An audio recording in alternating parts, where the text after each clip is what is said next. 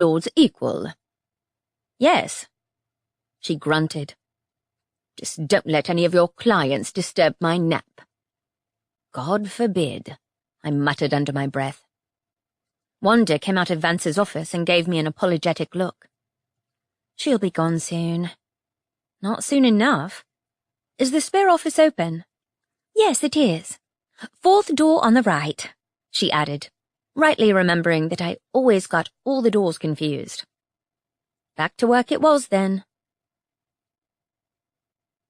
This spell is defective, said the short old man, resting his grubby fingernails on Vance's desk.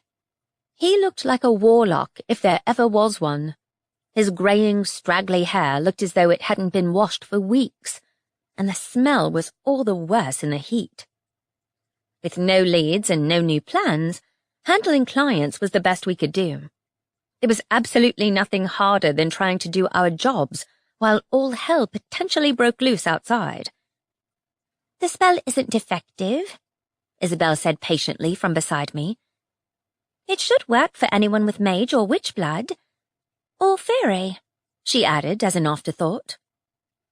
I haven't seen you around our coven meetings. Do you belong to one of the others? Other what? Covens. Which? None, he gritted out. Are you going to make my spell work or not? No, said Isabel. The spells are home use only. I can't use it for you. What a waste of my time. He about turned and stormed from the office, leaving greasy fingerprints on the desk. He wasn't a witch, she said in an undertone. I can usually tell. I bit back a laugh. I almost felt sorry for him. Isabel didn't smile. These complaints about spells acting up, she said. A couple of people mentioned the same when they called us. We'll see what the other clients say. So, you can tell if people are part witch? How? I guess there's like an aura. I can't explain it. Intuition and a lot of practice. I remember my mum used to point out witches when we were in the park. This was when I was 5 or 6. Obviously, back then we had to hide ourselves. It's really weird to think about. It must be, I said. Isabel rarely talked about her past, and I didn't like to pry, especially as I'd spent so long hiding my own history.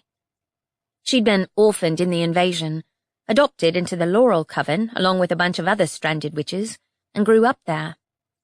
The coven might be unconventional, but they were like a huge family, educating and training young witches in the same way the mages did. The difference was, there was no barrier to entry. You could join even if you lived on the streets, and even if you had only the tiniest amount of witch blood. Did you know I wasn't one, when we first met? I asked her. I knew you had magic. You didn't register to me as human. I wondered why the coven hadn't taken you in like they did me, but you said you met the mercs first, and I assumed you didn't find out you were a witch until later on in life. That fit with my old story, the modified version of my history I used to tell. A flicker of guilt burned inside me. When Isabel and I had first met, I'd pretended to be from another part of the city, and said I'd been living amongst humans. That I'd lived in hiding made more sense than the idea that I'd been in Faerie while 10 years had passed in this realm. Even today, few people knew my history, except Vance and Isabel. It was all but impossible to pretend I didn't have fairy magic now, but I'd decided after I killed Velkos that life was simpler without duplicity. If the fairies wouldn't leave me alone, then I'd surround myself with people who didn't care about my magic or my past. I felt bad for lying to you, but I wanted to distance us from Faerie. Don't worry about it, said Isabel.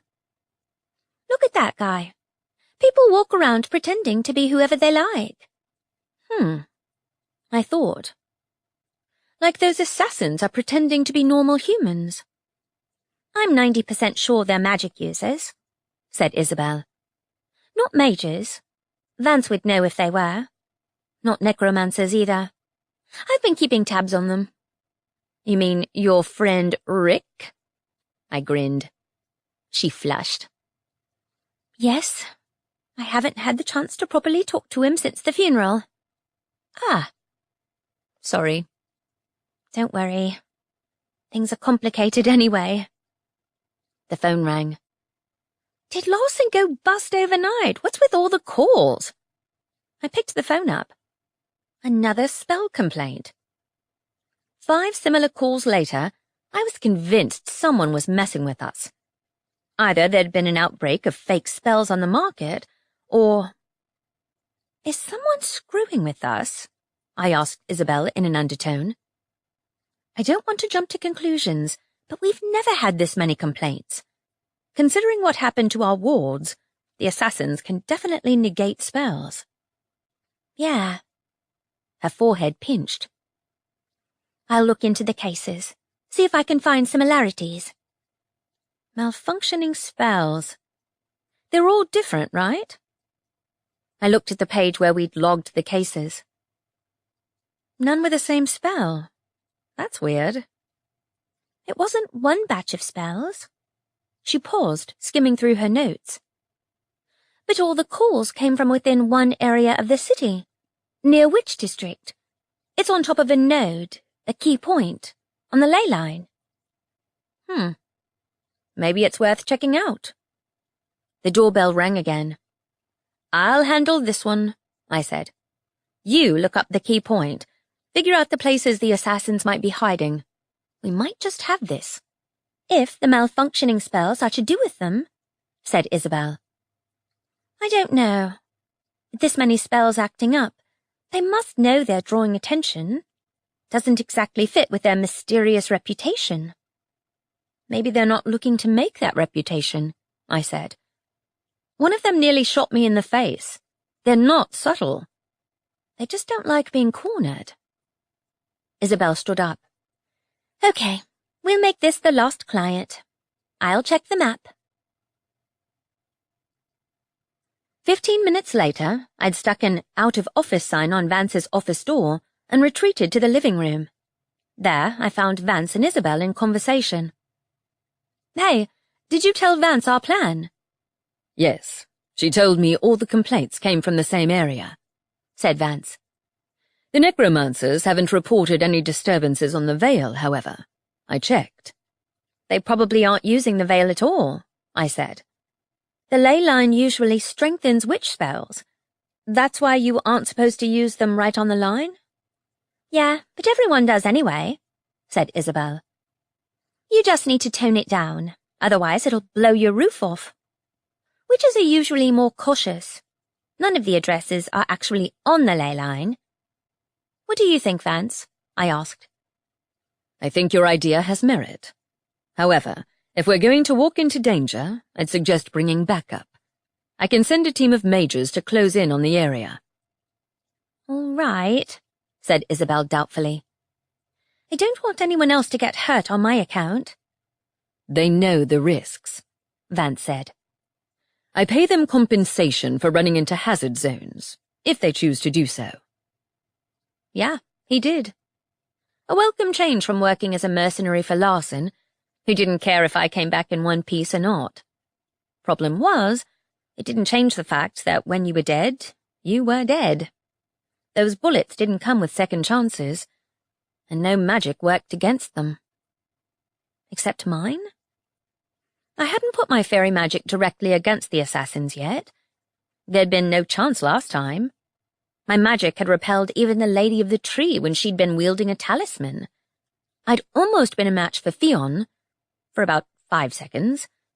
Human and fairy magic were in different classes. Maybe mine could stop those bullets. Or maybe I'd end up the same way as Francine. Isabel's face was set as she arranged various spells on the table. You sure about this? I asked her in an undertone. Not that I don't think you can fight, but we've never gone up against anything that can negate witch spells before. Oh, I'm sure, she said. Just because I can't hit them directly doesn't mean I can't do some damage. Trust me. I nodded slowly. Yeah, to be honest, I think Vance's ability is probably the best way to corner them. Oh, don't say that in front of him, said Drake, coming into the room. I'm in charge of the backup crew. You lead the way, Isabel. Chapter 9. There was really no way to move inconspicuously through town accompanied by a bunch of mages. Isabel's earlier comments about supernaturals once living in hiding made me wonder how in the world they'd got away with it. A row of air mages walked in front and created a fan to keep the heat off us, while the kinetics constantly moved things around, and the tempestuous weather mages carried crackling lightning over their heads. I bloody hoped the assassins weren't on our tail, because the mages practically wore signs on their head advertising their magical nature. Even Vance, though he could at least teleport at a second's notice. Can you ask them to tone it down? I hissed at Drake, who was closest. And put that fire out. Drake extinguished the small flame he was tossing between his hands. But we need to let the bastards see what they're up against. If they shoot at you, you'll be dead before that flame goes out. Morbid much? I shook my head. Your funeral. Hopefully not literally. 3 mages with the ability to manipulate the weather conjured a miniature thunderstorm over the nearest houses, so nobody got curious and came outside. On days like this, with the veil as normal, I couldn't see the slight rippling motion that usually signaled the ley line, which went right through this area.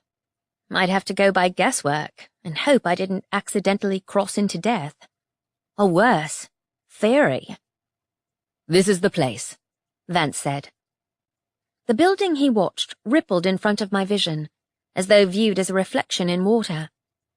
They'd thrown up some kind of protective ward. I tilted my head to the side. The key point lay over a deserted old pub. The Huntsman. Their name rang bells I didn't like. Specifically, Theon and his wild hunt. Either this was a not subtle at all joke, or a genuine coincidence. In my world, nothing was coincidence. It's been closed since before the invasion, I think, said Isabel. Can you see anyone inside? Fairy magic didn't give me enhanced sight, though it'd come in handy. Vance disappeared, then reappeared a split second later. 2 people in the back. They didn't see me. All right, I said. Vance, can you sneak past the wards? You probably can't displace them. They're witch wards, Isabel said grimly. But their own bullets negated spells. We split up, the mages heading left and right to take up position on the ley line. Isabel, Vance and I made our way towards our target. Isabel had keen eyes and would be able to find the wards, if the assassins weren't waiting behind them. I stopped when my gaze caught on a trail of faint crimson drops smeared on the pavement. Shit, someone else came here first. I followed the trail, my heart dipping unpleasantly. It led around the fence circling the old pub, until the 2 bodies had been roughly shoved down the side of the fence. I didn't dare move closer, in case I set off a trap. Vance used his dispeller to make sure nothing was in the way, then bent to examine them. They've been shot, he said. But they're not witches or mages. The effect is different. He was right. The 2 men were definitely dead, but their skin wasn't cracked as though they'd been poisoned like Francine had. Blood trickled from their mouths and from the wounds in their foreheads. Bullet holes. A snap sounded as twin blades appeared in Vance's hands. The air stirred in the breeze kicked up by the power crackling over his head. I'd seen that look before. Someone was getting decapitated. A bullet hit my jacket and bounced off the side. I cursed, tilting my head up in time to see the assassin take aim again from the pub's top window. "Duck!" I screamed. Between the 3 of us, I was the only one who might not die immediately if I got hit. Isabel ducked. Vance disappeared and reappeared, displacing the air as he did so. A yell sounded from the window, and the glass entirely shattered. Vance had probably thrown a knife at the attacker. Unfortunately, he wasn't alone. A bullet zipped over my head, and I drew my sword, letting the fairy magic boost my speed. Magic pulsed from the blade, humming through the air. The building trembled under the assault. I'd rather capture one of them alive, but if it turned out they'd been the ones to kill Francine, they'd get no mercy from me. While Isabel had run to the side, out of reach of the windows, Vance kept disappearing, and so did the blades in his hands. More windows shattered. I had to admit Vance could more efficiently run the assassins out of the place than me, because he could almost literally be in several places at once. The air crackled with energy, doubled in combination with my own attacks, as I flung handfuls of magic through the shattered windows, and the building shook again. The doors flew from the hinges, and Vance stalked towards them. "Wait!" I yelled after him. Yells rang out from inside the building. Meanwhile, a flash of light caught my eye from the side, and the rippling lines of the witch ward disappeared, as suddenly as a switch flicked off. Isabel raised her head from behind the fence, where she must have found the source of the spell. "Nice going, Isabel!" I ran over to her at a crouch, but no other bullets came. "The assassins ran out the back," said Vance, appearing at our side. "I'm going to corner them." "Not without me." A bullet whistled over my head. Vance grabbed my arm, and we both vanished, alongside Isabel, reappearing next to the fence at the pub's other side. The bastards had run out the back way. The air sizzled with energy from the power Vance was using, which lifted the hair from my head. My own magic somewhat dimmed the effect Vance's had on me most of the time, but I had to grab onto a lamppost to keep from falling, and not a second too soon. The fences didn't just fall, they broke into pieces as Vance raised both hands and manipulated the air. The pieces of broken fence rose and shot after the fleeing assassins. A scream came from one of them as a piece of fence impaled his leg. I let go of the post with one hand to join my own attack to Vance's. Isabel straightened up from where she'd gripped the remaining fence post with both hands. "I deactivated their defensive wards too." "Good." Vance walked towards the collapsed fence and the fleeing enemies. One ran along the rooftop of the neighboring building. As my eyes locked onto him, he fired at us. Vance disappeared. I grabbed Isabel and ducked, but the shot ricocheted off the place where Vance had been standing. So, they'd figured the Mage Lord was the biggest threat and wanted to take him out. I jumped over the wrecked fence, using my enhanced speed to catch up with one of the fleeing assassins. I slammed into the black-clad figure, punching it, her, in the face. The mask slipped, revealing a woman with dark hair and a clearly broken nose. She snarled, and her hands moved on the gun she held at her waist. I brought my sword down on her weapon hand. A bullet hit the back of my jacket again. I twisted to see another guy bearing down on me. His second shot ripped through the air, right at Vance. I summoned up a magical shield, intending to move it to cover Vance, but it fizzled out immediately. Huh? Vance, however, disappeared. I breathed out. "Get the witch!"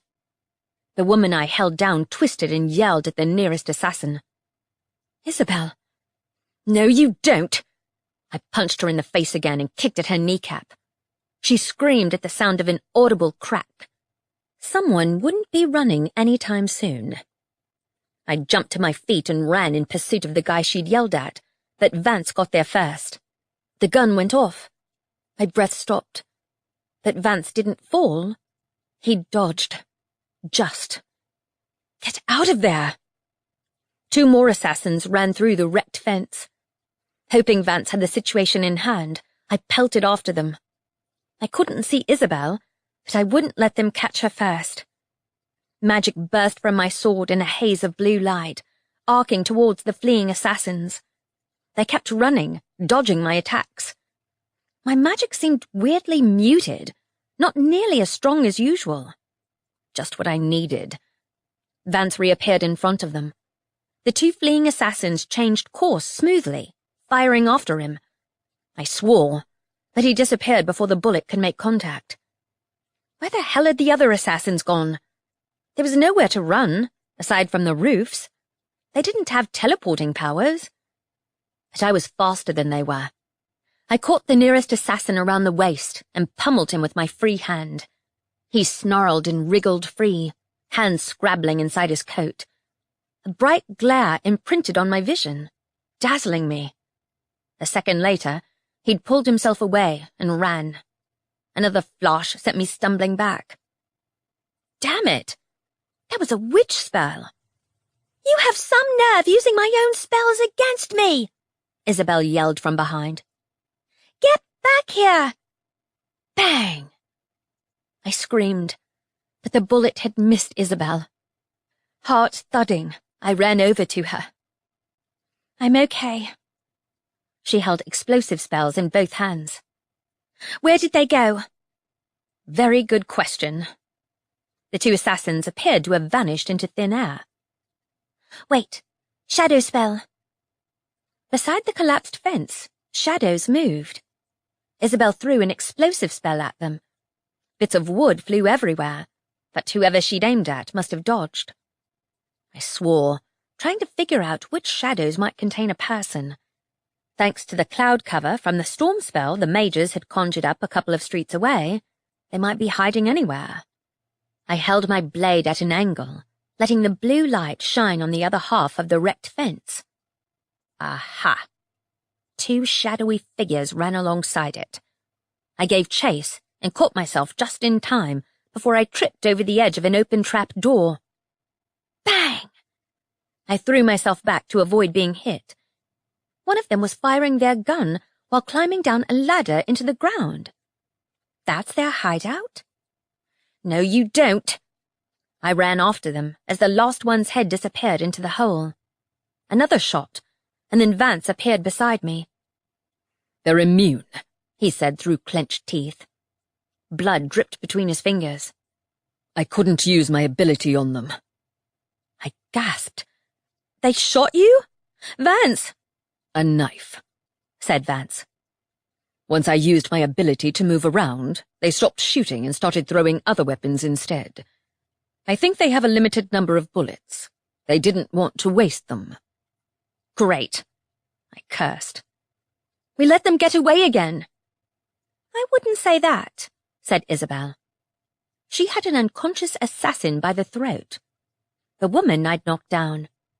Isabel must have finished the job. The others ran. That way. Vance and I turned to the hole in the ground. I raised my palm and fired a blast of blue-tinted energy down the ladder. A yell told me I'd hit one of them. Encouraged, I cleared the ground in a leap and slammed through the trap door, colliding with the assassin still on the ladder. We fell several feet, and I landed on top of him. Something crunched, and he screamed. The darkness prevented me from seeing the others. I yanked my sword out from underneath me and stabbed the guy before he could run. Another scream pierced my eardrums, and he crumpled. Shit. Ow. My shoulder was numb. Pain throbbed through me. Must have landed on a sharp object. Ivy! Isabel's voice came from above. I reached up for the ladder, but the left side of my body didn't respond. Hands grabbed me, the world blurred, and I fell onto a pile of broken fence pieces beside Vance.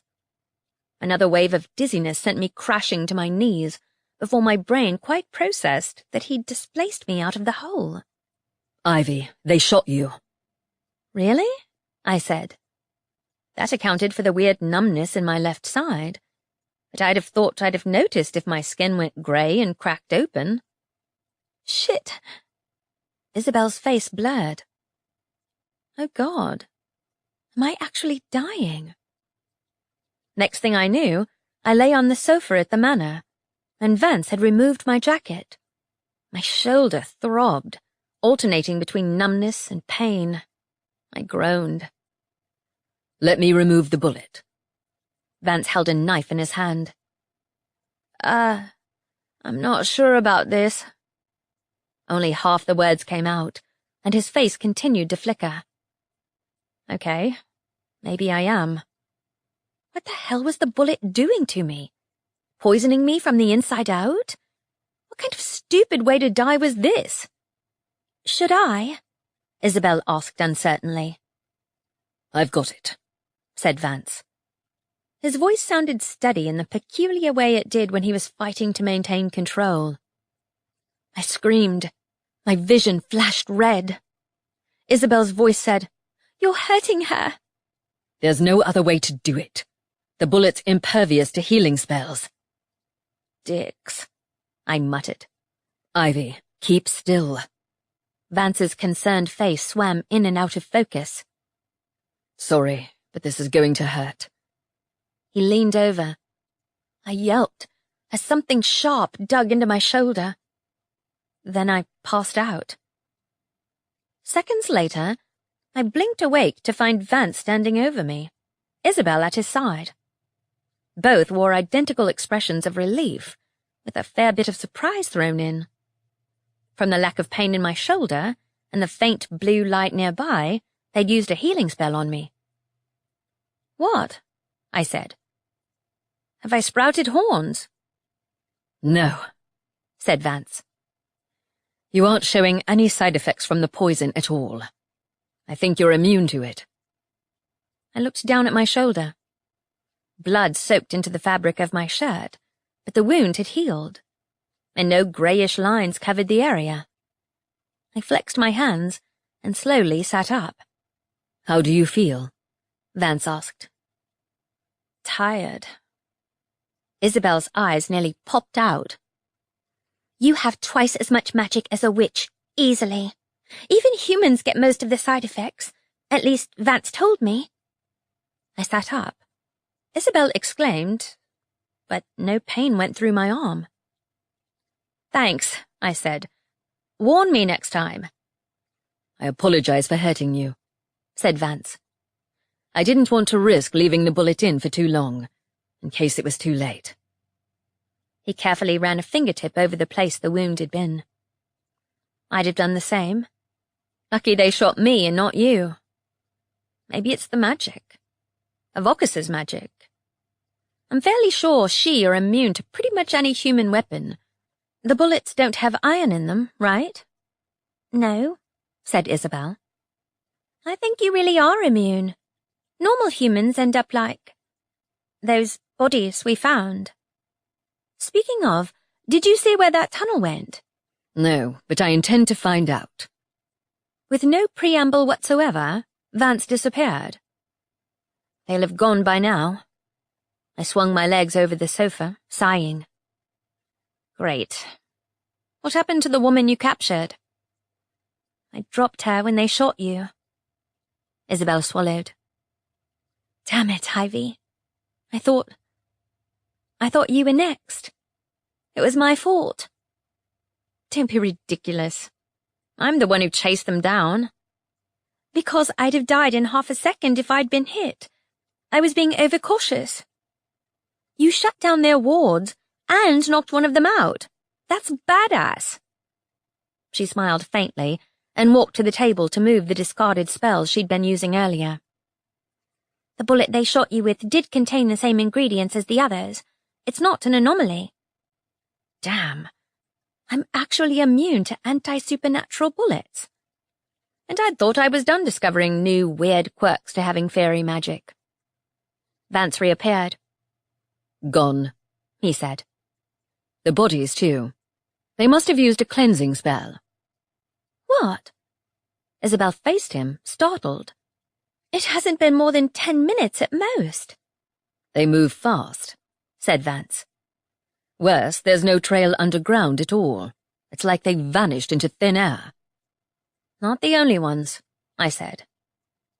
So the dead guys and the unconscious one, they're all gone? All of them. Shit. I wiped my bloodied hand on my top. Did you notice your magic acting weird during the fight? I asked Isabel. Did yours? Some of my spells didn't work, but they went back to normal when I got nearer to their secret hole in the ground. I assumed it was because we were closer to the ley line. Really? I frowned. My magic was acting off before then. Slower, like something was blocking it. But then it worked fine. Maybe I imagined it. I'll go and make sure the other mages keeping watch are safe, said Vance. Try not to get injured again in my absence. You're the one— I stopped as he disappeared. Who's going back to the crime scene?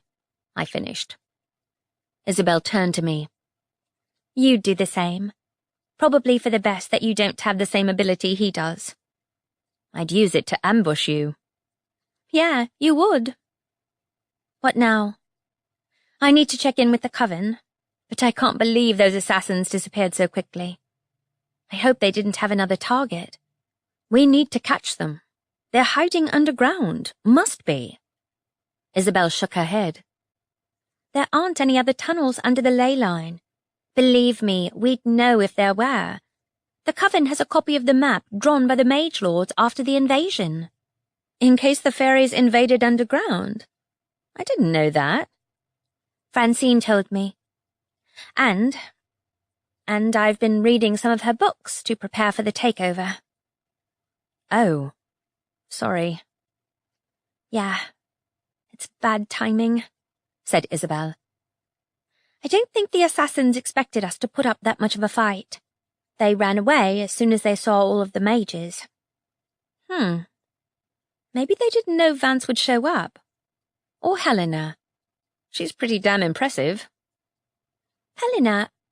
Oh, your sword. They did seem to panic when Vance kept disappearing, said Isabel. But like I said, the assassins aren't living underground. They used an escape tunnel to get somewhere else. So they don't have an underground base. At least then we'd be able to root them out. They knew we were coming, Isabel said. I don't think that place was their base either. They left too quickly. Maybe they don't have one. It's hard to hide anything from the mages these days. Vance reappeared at my side. Nothing, he said. No traces.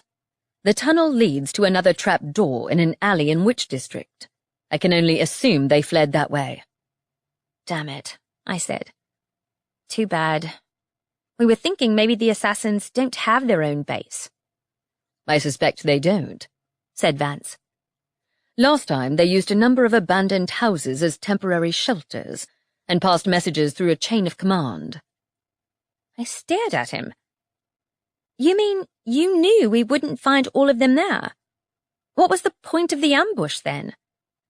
To show them our own forces outnumber them, and to find out how they're managing to block the effects of spells, said Vance. We didn't find that out, though. They even used spells against us. But my own magic had acted weird, and from their reaction, they hadn't expected the Mage Lord himself to show up. Tell me next time. Guilt and exasperation warred in his eyes. I didn't intend for you to jump into a hole in the ground and into the path of a bullet. You're absurdly good at getting yourself injured. You know you love me for it. Yes, he said quietly. I do. I wish you'd be more careful. Oh, Vance. I had about 5 seconds, I said. I couldn't risk the target being you or Isabel. I'm human, so I knew I had a fighting chance. Didn't know I'd be completely immune. Don't get any more ideas, said Vance. Wasn't planning to. Thanks for getting the bullet out. He brushed my hair from my shoulder with one hand. Any time. Though I hope we won't have a repeat performance. Seconded, said Isabel. I did, however, find blood on the alley wall that didn't belong to the victims, said Vance. One of my knives must have caught an attacker as they fled. Blood. I sat up. Perfect. That means we can try a tracking spell, said Isabel. Let me try it, I said. Just in case they're hiding anything with fairy glamour again. Sure. She passed me the spell, which I set up on the table, careful not to let my own blood drip inside it. Light flashed as I activated the spell, before darkness covered my vision, thick and absolute. Damn it, I muttered. They covered their tracks. I looked around, but nothing remained but the dark. My vision flickered as the spell distorted, and suddenly I was looking at the pub. Déjà vu rushed over me as I watched magic flow from my hands through the windows Vance had shattered. Oops. Blood had dripped from my shoulder into the spell, and I'd accidentally used the tracking spell on myself. The spell winked out, then started again as I tried to throw magic at the fleeing assassins. Huh? This must be when my magic decided to malfunction. The spell flicked on and off, before picking up at the moment I'd jumped down the ladder into the dark. I let the spell crumble. That was weird. Looking down, I saw the trail where blood had dripped from my sleeve onto the table. It worked on my blood, but the spell kept fading in and out, and it was more or less in time with when my magic was screwing me around during the fight. Was one of the assassins running about with a dispeller? I'd have seen it, said Vance, frowning. I've never seen a tracking spell behave like that. Then again, my blood's weird anyway. Worth a shot, said Isabel, undeterred. Now they're on the run. A fair few of them are injured, too. A shriek came from the hallway, followed by a thud. Bad Faerie! Oh, no. Erwin zoomed overhead and crashed into the wall. Lady Harper followed. What is this vermin? I struggled not to laugh. Our resident Pisky. He's staying here for a bit until our flat's safe. He's certainly not. The house belongs to me, Lady Harper, Vance reminded her. All bad fairies, said Erwin, flying high out of reach of Lady Harper's cane. Bad fairies coming for mages. I shot Vance an alarmed look. Did you check on the mages in which territory?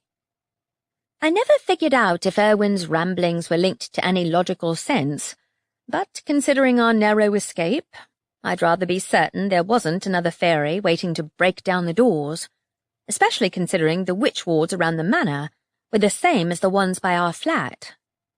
Lady Harper retreated from the room, muttering to herself, while Vance pulled out his phone. Drake's in trouble.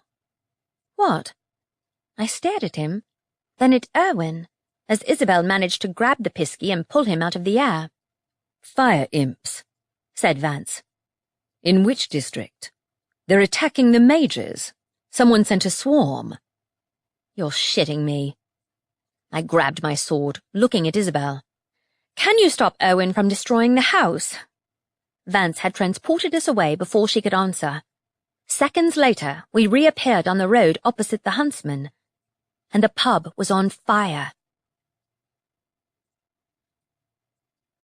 Chapter 10. Flames licked at the pavement, devouring what was left of the ruined fence and the building behind it. Screams rang out from the shopping district, while several 4-foot-tall creatures ran amok, throwing handfuls of whirling flame into the air. "Hey!" I yelled at them. Shoppers ran every which way, panicking. I didn't blame them. Fire imps were almost as diminutive as piskies, but with considerably more potential for damage. Several storefronts were smoking already, while their owners cowered behind iron barriers, calling the fire brigade. For all the good it would do. Usually when human firefighters stepped into a fire imp's target, they ended up in flames themselves. The mages must have lifted their fake storm spell, because the heat wave was back in full force. Combined with the flames, the air turned thick and stifling, and the smell of burning stung my eyes. At the sight of my sword, the fire imps scattered, tripping over one another in an effort to get away. Vance displaced the air and sent them tumbling head over heels. I didn't want to kill them all, not when they might tell us where the enemy had disappeared to, but they'd sent the crowd into a panic. When one hurled a handful of flames at the fleeing shoppers, I fired magic at it, and the fire imp fell apart in fragments. So much for holding back. Vance's knife flashed, and 3 imps fell, their throats cut. My own sword took care of another. At the moment, Vance's backup mages arrived. 3 water mages ran to deal with the various fires springing up along the promenade, and before long we were ankle-deep in water. The fire imps didn't like it. The survivors hissed and snarled and jumped at everyone nearby. "Need a hand?" said Drake, running over to join us. "Want to fight fire with fire?" "We have enough fire," I said, decapitating another fire imp. "I beg to differ." In no time at all, the surviving imps were caged in a circle of fire too hot even for them to handle. Drake grinned at them. "Having fun? Try to escape and you die," Vance told one, which had attempted to crawl between a gap in the flames. "Question them," I said quickly. "Don't kill them. Who ordered you to come here?" "Nobody," screeched 2 of the fire imps. Vance moved a hand, and 2 of the imps fell over, narrowly close to the flames. "Are you working with the assassins?" "No!" howled the fire imps. "No humans, no!" "What does that mean?" Vance asked, in a deceptively calm voice. "Does that mean you're working for someone else? Or are the assassins not human?" "Scary. Not human. Nobody." "Who, me?" I brandished my sword. "Give it to me straight. Did someone order you to start the fire? Say yes or no, or you'll join your buddies over there." "Yes or no?" Drake laughed. He was the only one who did. I didn't know why I'd expected a straight answer from a fairy. "Yes or no." My sword blazed blue on either side. "No screwing around. Did someone order you to set that place on fire?" "Said to start a fire," whimpered the fire imp. "Who? Were they human?" The imp howled as the flames edged closer. "If you don't tell us," I said, "your blood will work just fine in a tracking spell. Who do you work for?" "No. Nobody. No human. No fairy." The flames closed in, and the imps screamed. Their twig-like bodies exploded into fragments. Drake whirled on Vance. "Really? You had to mess with my flames?" "They weren't going to tell us anything useful," said Vance irritably. "We've probably lost the trail." "Isabel? Oh, you left her at the manor." My phone had been vibrating in my pocket the whole time. Now I felt for it. She'll be pissed. "I'll bring what's left of our little friends back with us," said Vance. About that," said Drake. "I saw those little bastards and panicked. It was me who set the pub on fire." "You probably shouldn't put that in your report," said Vance. "Nobody would pay for damages anyway. It's abandoned." "Our assassins will need a new hangout," I said. "You know, if we'd kept up the interrogation a little longer, we'd probably have some answers." "Not necessarily," said Vance. "Based on past experience, they'd have been told the bare minimum. Fairies like that don't have any concept of loyalty. They serve anyone who gives them the chance to cause havoc." "Yes, they do. As I'd experienced firsthand the day I'd escaped to Vocus's castle. Fire imps had driven me out of my room by setting my bed on fire. Then turned out to be my salvation when they'd distracted Vocus during our fight, long enough for me to kill him. All the ones I'd met in this realm since had been vicious little bastards, with little more brains than a troll. But the coincidence of their target didn't sit right in my mind. I walked over to the ruined fence, which was covered in water from the mage's spell. The pub itself appeared to have escaped too much damage on the exterior, though the residue of the smoke made my eyes water. I blinked, and a purple-blue glare flashed over my vision. Shit. Fairy magic. I moved closer. The glow came from inside the building.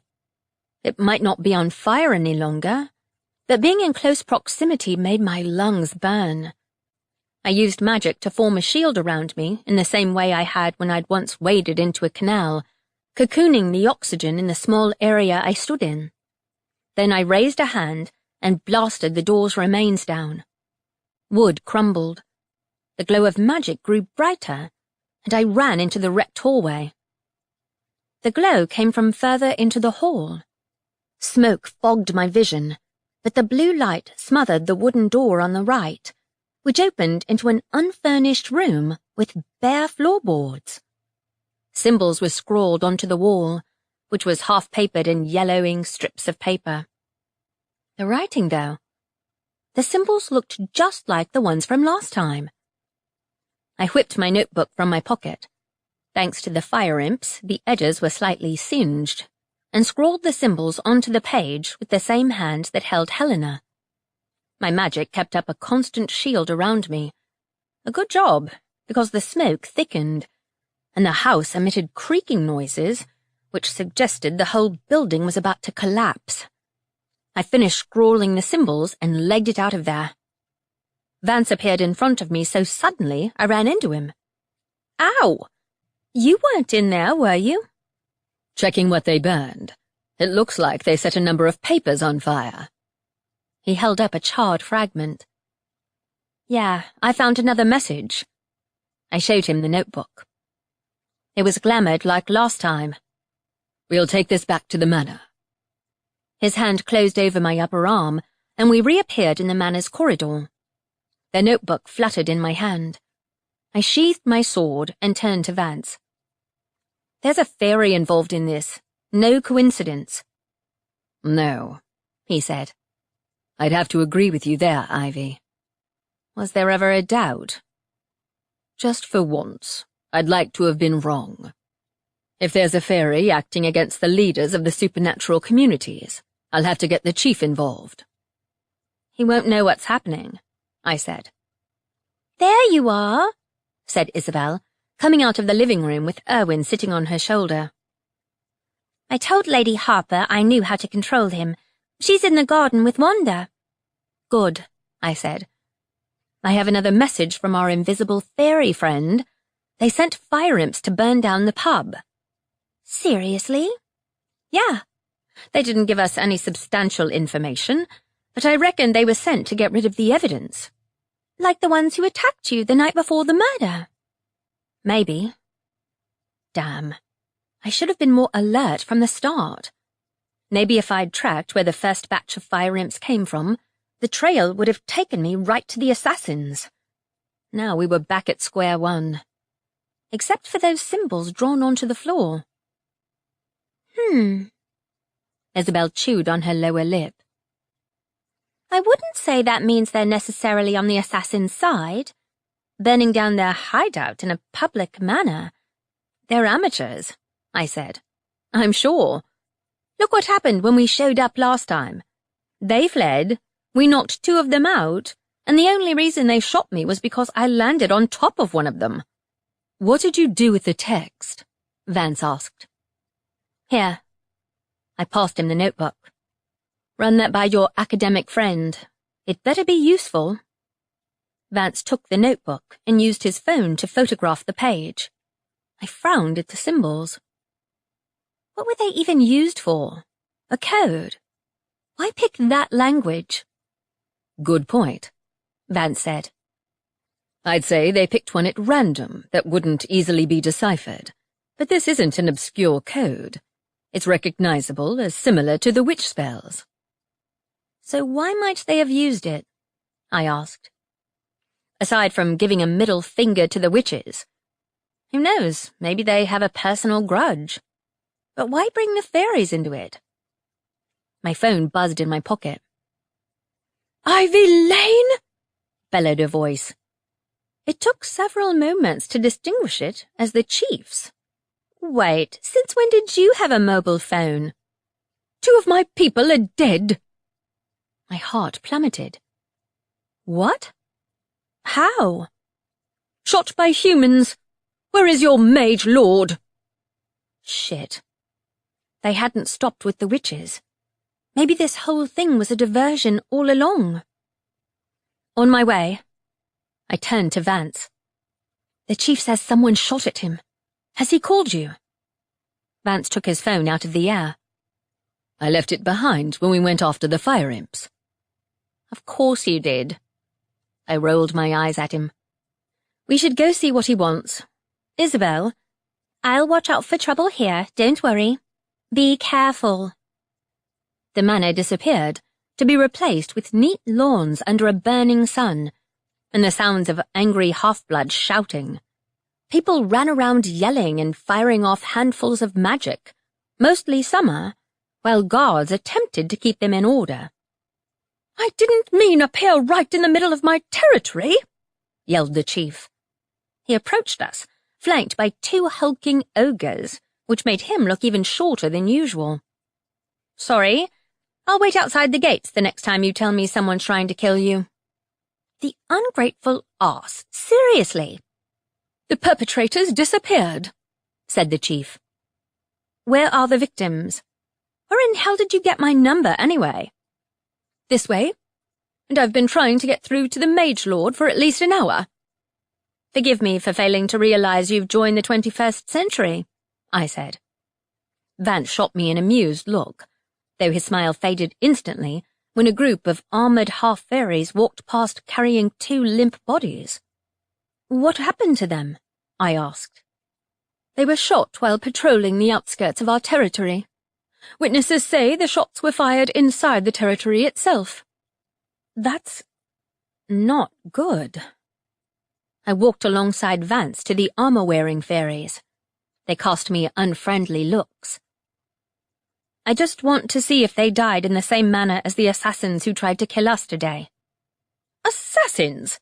Exploded the chief. What madness are you involved in this time?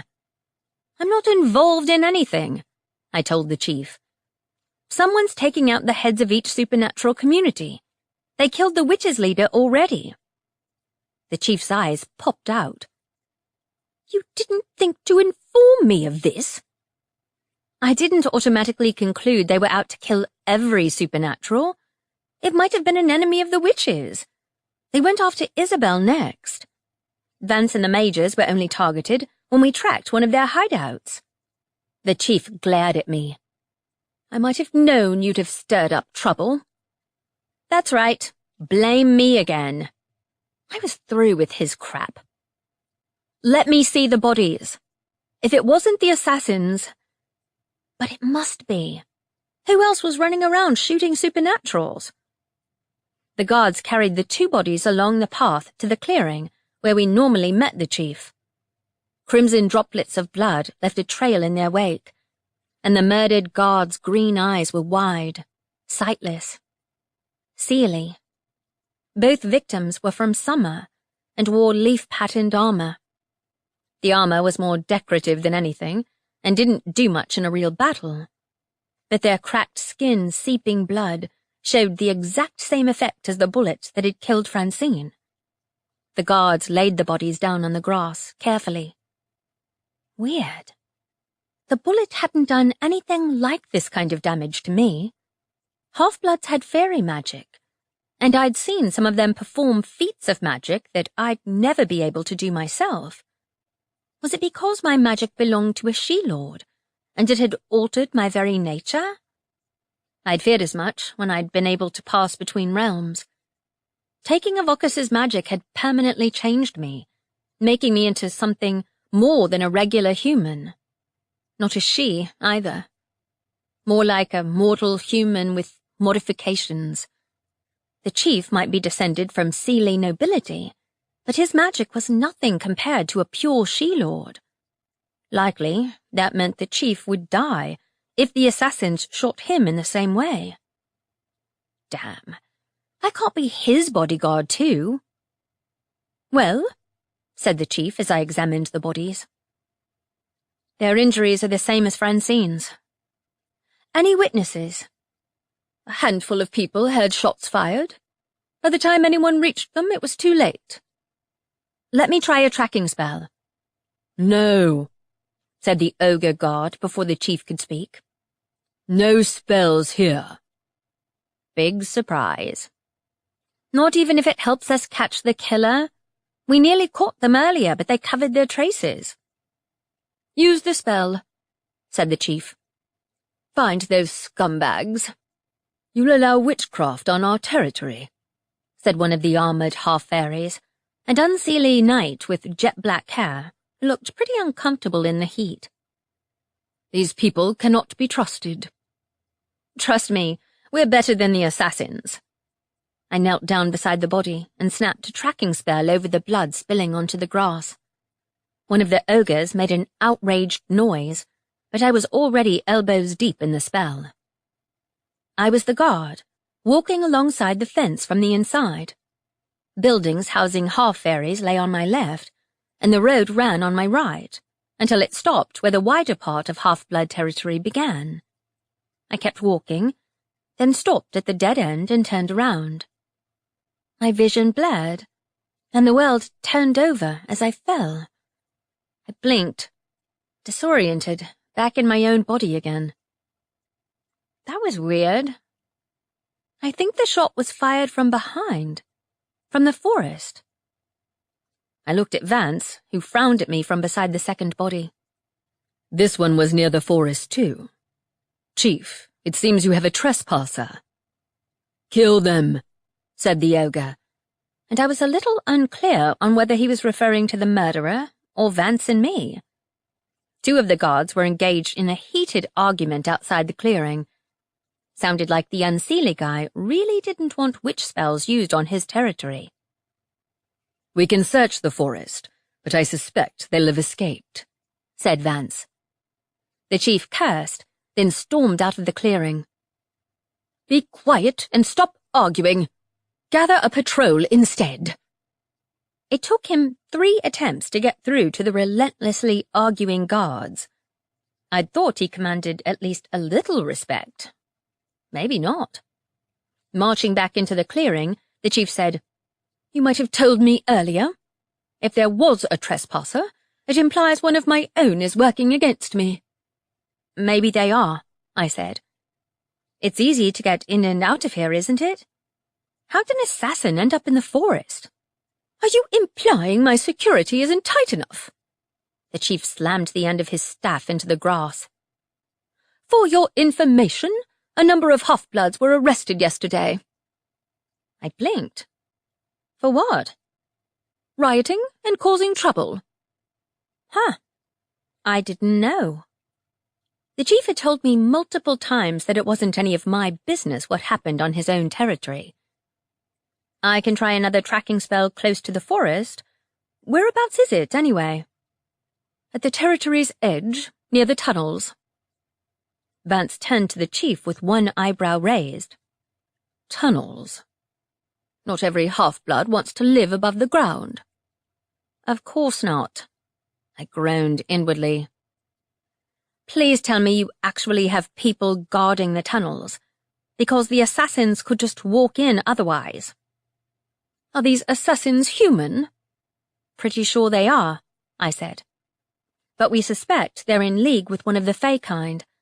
They left glamoured messages at the murder scene. Glamoured? Are you certain? I'm sure. Only I could see it. It's that text I showed you. The chief's eyes flashed. That's preposterous. Nobody here on my territory would ally with humans of any kind, least of all those who kill supernaturals. You're allying with a human right now, I pointed out. And there are obviously a few people who think you're a shit leader. By necessity, snarled the chief. Not by choice. Nice to know where we stand, I said. Let's go and see those tunnels. Vance and I had disappeared before the chief could reply. A second later, We stood on the inside of the fence on the same path I'd seen through the vision of the guard's death. The road here stopped abruptly, where the growth of the forest had spread over places which had once been inhabited by humans. On the left was a thick barrier of trees. "Great," I said. "I get that not all fairies want to be civilized and use the front doors, but come on." The real question is, if there are fairies underground, how could the assassins have got through unchecked? Vance peered over the fence, then walked towards the forest, carrying his hand-and-a-half sword. "Because their bullets can kill half-bloods?" There'd be more of a trail. Good point. No blood remained at the crime scene, and I knew this was where the murder had taken place because I recognized it from the vision. I'd never been this far out before, even after I'd acquired my new talisman. If these wilder fae were anything like the ones I'd dealt with in human territory, I'd expect approximately 5 attacks within the first minute of entering the forest. I'd kill without hesitation, but the chief wouldn't appreciate it if I left a trail of corpses on my path. There'd once been houses here. The fairies had cut a swath through this section of town in the invasion, and what was left had been turned into wilderness. Isabel had told me it had happened the first summer after the invasion. Now, the forested area covered a stretch easily as wide as Witch territory, if not bigger, like an ancient forest from a time before humans. Vance walked alongside me, a deceptively unconcerned expression on his face. "This isn't like the Grey Vale," I said. "Walking in a straight line should lead in a straight line. Technically, if we walked far enough, we'd come out on the other side. Unless the fairies had warped reality again.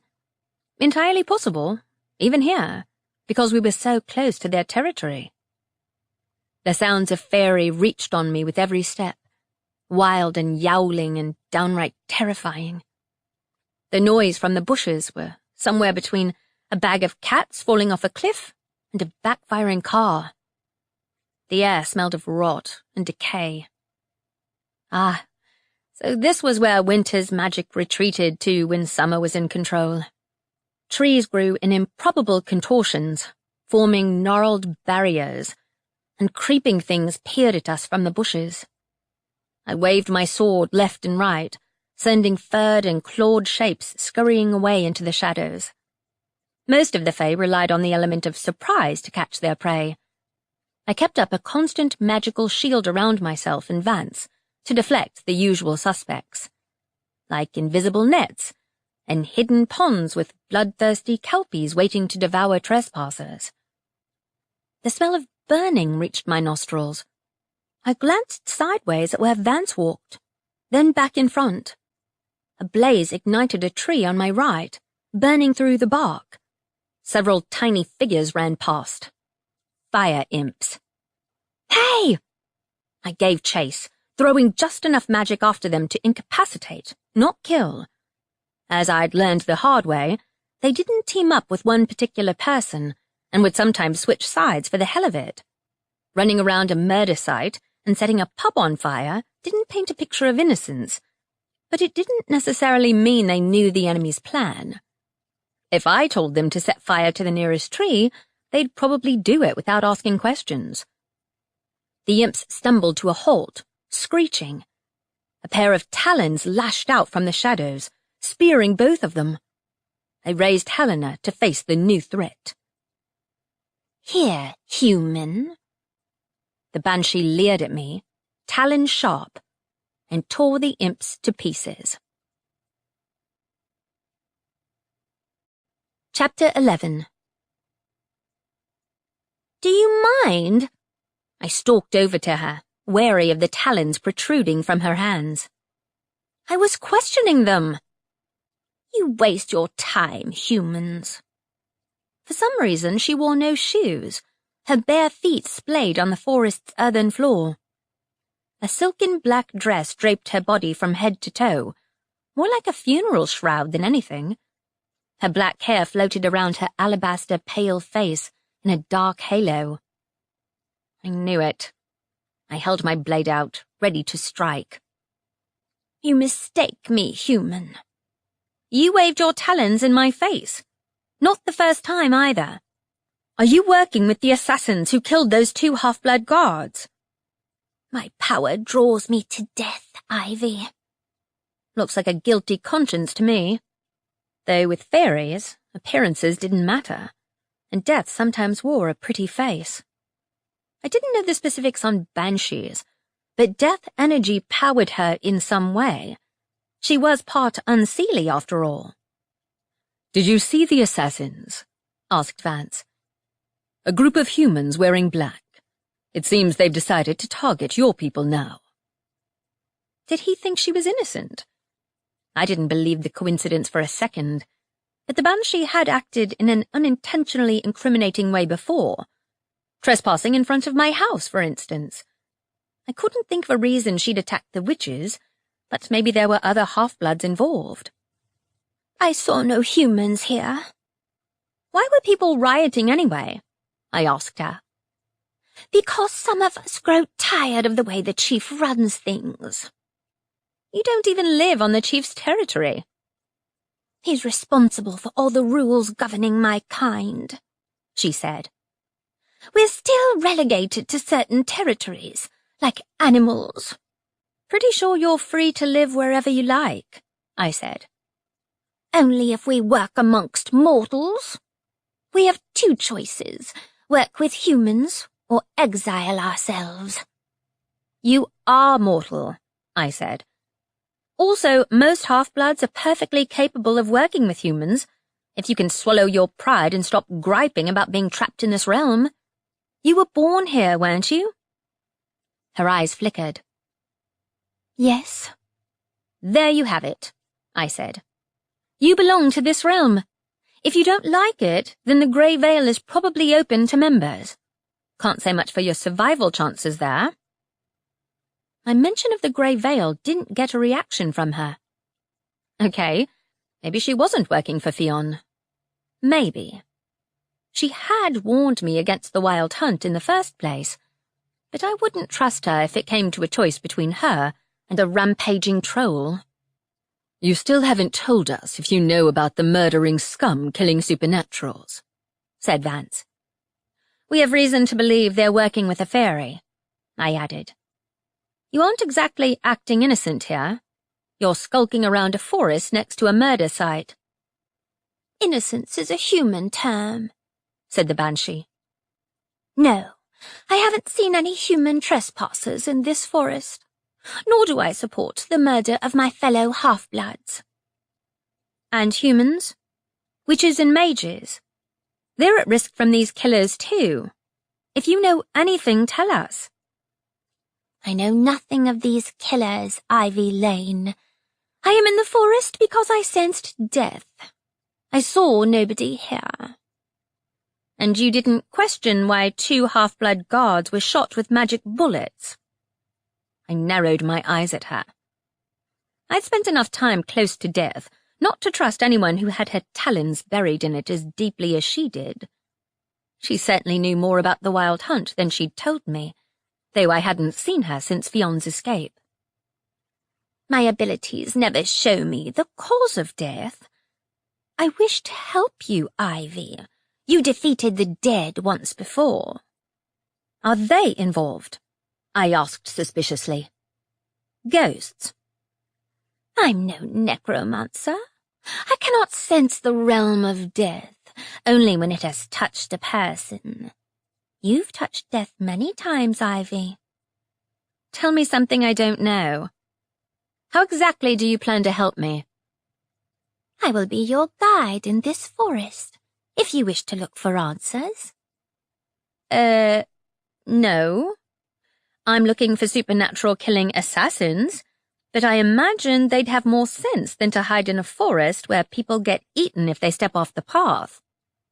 I turned to Vance. We should go. Consider my offer, Ivy, if you change your mind. Vance took my arm and we disappeared, leaving the banshee behind. She knows something, I said as we landed in the corridor of the manor. If I were more of a diplomat, I'd try to gain her trust.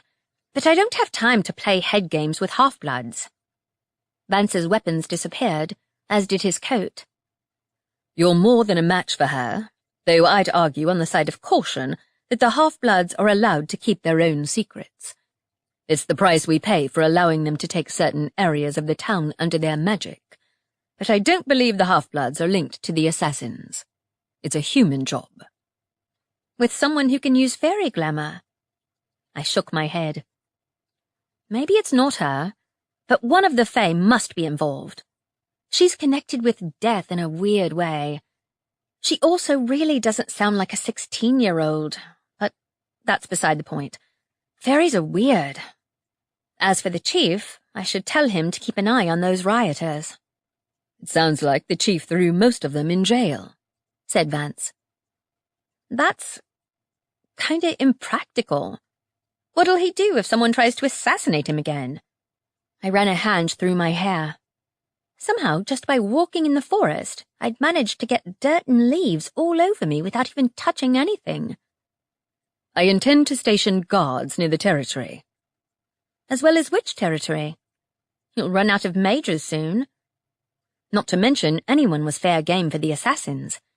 I might be immune to the bullets, but nobody else was, as far as I knew. We found Isabel in the living room. She jumped from her seat, relief crossing her face when she saw me. Is the chief dead? Unfortunately, no.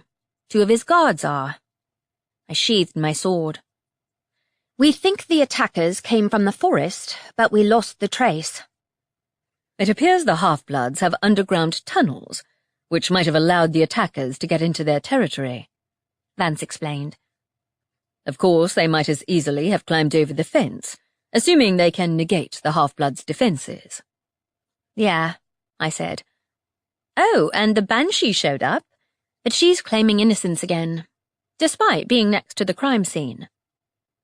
Can't you, I don't know, call her in for questioning, said Isabel dubiously. She did tip us off about the wild hunt. She promised to be our guide in the forest if we wanted to look for answers. Favors. Ivy, you know what happened last time. Having a little difficulty forgetting, I sighed. All right, let's make a plan of attack. If the tracking spells are a bust, we need a way to reliably trap the assassins in one place. Lure them out. What's this? Lady Harper came out of the conservatory, waving my notebook. I must have left it behind. Why are the signs of the 5th ritual written in here? The what? I took the notebook from her. That's what someone wrote in glamoured writing on the floor in the assassin's old hideout. You can read it. It's a text once used by the Hemlock Coven. Clearly they don't teach young witchlings anything these days. Isabel turned to her. I know who the Hemlock Coven are. They haven't shown up at meetings in decades. Francine said they'd exiled themselves. The old mage snorted. In a manner of speaking, I'd have thought the future leader of the Laurel Coven would have asked more questions. Anger flashed through Isabel's features. Oh boy. Messing with her right now was not a good idea. Hang on, I said quickly. How exactly are these witches linked to our enemies? I twisted the notebook around. Vance, did you get an answer yet? Check with your friend. Clearly, someone here doesn't care if any of us are the next victims. There's no need, said Lady Harper, indicating the first line of text I'd copied from the assassin's place. This is a well-known ritual, at least amongst those of us sensible enough not to use it. It is. Vance frowned. You said you couldn't read the last message. I'm not fluent in the ancient text. However, she ran a finger on the line where I'd scrawled the odd symbols I'd found spaced at intervals on the wall of the assassin's place. These 5 symbols were used for a specific ritual. I raised an eyebrow. Not like summoning a spirit. Crap. How in hell hadn't I noticed? Well, the place was on fire at the time. Precisely like a summoning, said Lady Harper. and not one the witch clans would be wise to invoke. They're using witch spells, I said. I'm certain they have supernatural allies. Fairies for sure. Someone glamoured their messages. But what's this hemlock coven you mentioned? Vance's gaze snapped to hers. Is this the witch branch you were part of? What? 50 years ago, yes, said Lady Harper. I gawped at her. So did Isabel. You worked with them? Will you tell us where to find them? Her eyes flickered to Vance. For him. But as I said, 50 years is a long time. A lifetime, considering the way humans and supernatural's relations have changed in 20 years alone. Yeah, we know that, I said. Any particular reason you decided to withhold information? Were you waiting until I actually died? I nearly said, suppose that's a convenient way to get rid of me, but managed to hold my tongue at the last minute. Lady Harper might be a bitch, but she wouldn't have reason to kill off the other supernatural leaders. The first text might have been coincidental. This, however, is a direct usurpation of a ritual deadly to any non-witch. And it summons what, exactly? Asked Isabel. The Hemlock Coven never disclosed what, exactly, only that it was forbidden. Is anyone still in touch with them? I asked. No. I'm likely the only person who knows where their current hideout is. Where? Isabel and I asked at the same time. Deep in the forest. I assumed, since you went there today, you'd heard the rumours. No, we didn't. I glared at her. I was done for the day, and despite the sun setting late, wandering into the forest at this time wasn't a great idea. Doesn't the whole forest belong to the half-bloods? One part of it. I'd pity any half-fairy who stumbled up on the coven. Wait, they're more dangerous than the fairies. Lady Harper gave me a contemptuous look. The she might be ancient, but the witches claimed this land long before the fairies set foot on it. They guard their secrets jealously, and it'd cost more than my life to reveal them. You'll have to seek them out in person if you want answers. There's nothing I can tell you which explains why a group of cowardly assassins have stolen their code. To do this ritual, I suggested. It looked like an amateur job, but maybe they were interrupted. But why leave a message in those glyphs? Did they think we knew someone who could read them? I thought the original assassins hated both witches and fairies. Either we're missing something or seriously misreading the situation here. If the assassins did intend to attempt a witch ritual, they're fools. Or baiting us, I said. The Banshee just offered to guide us through the forest. She is working with them. The Hemlock Coven won't be working with any anti-supernatural assassins, said Lady Harper. They gave up too much for this realm and despise the she. Or so it was when I worked with them. But if they've lived in the forest for that long, are they even still alive? I asked. That remains to be seen, said Lady Harper. They're ancient and clever, and have magic no other supernatural can comprehend.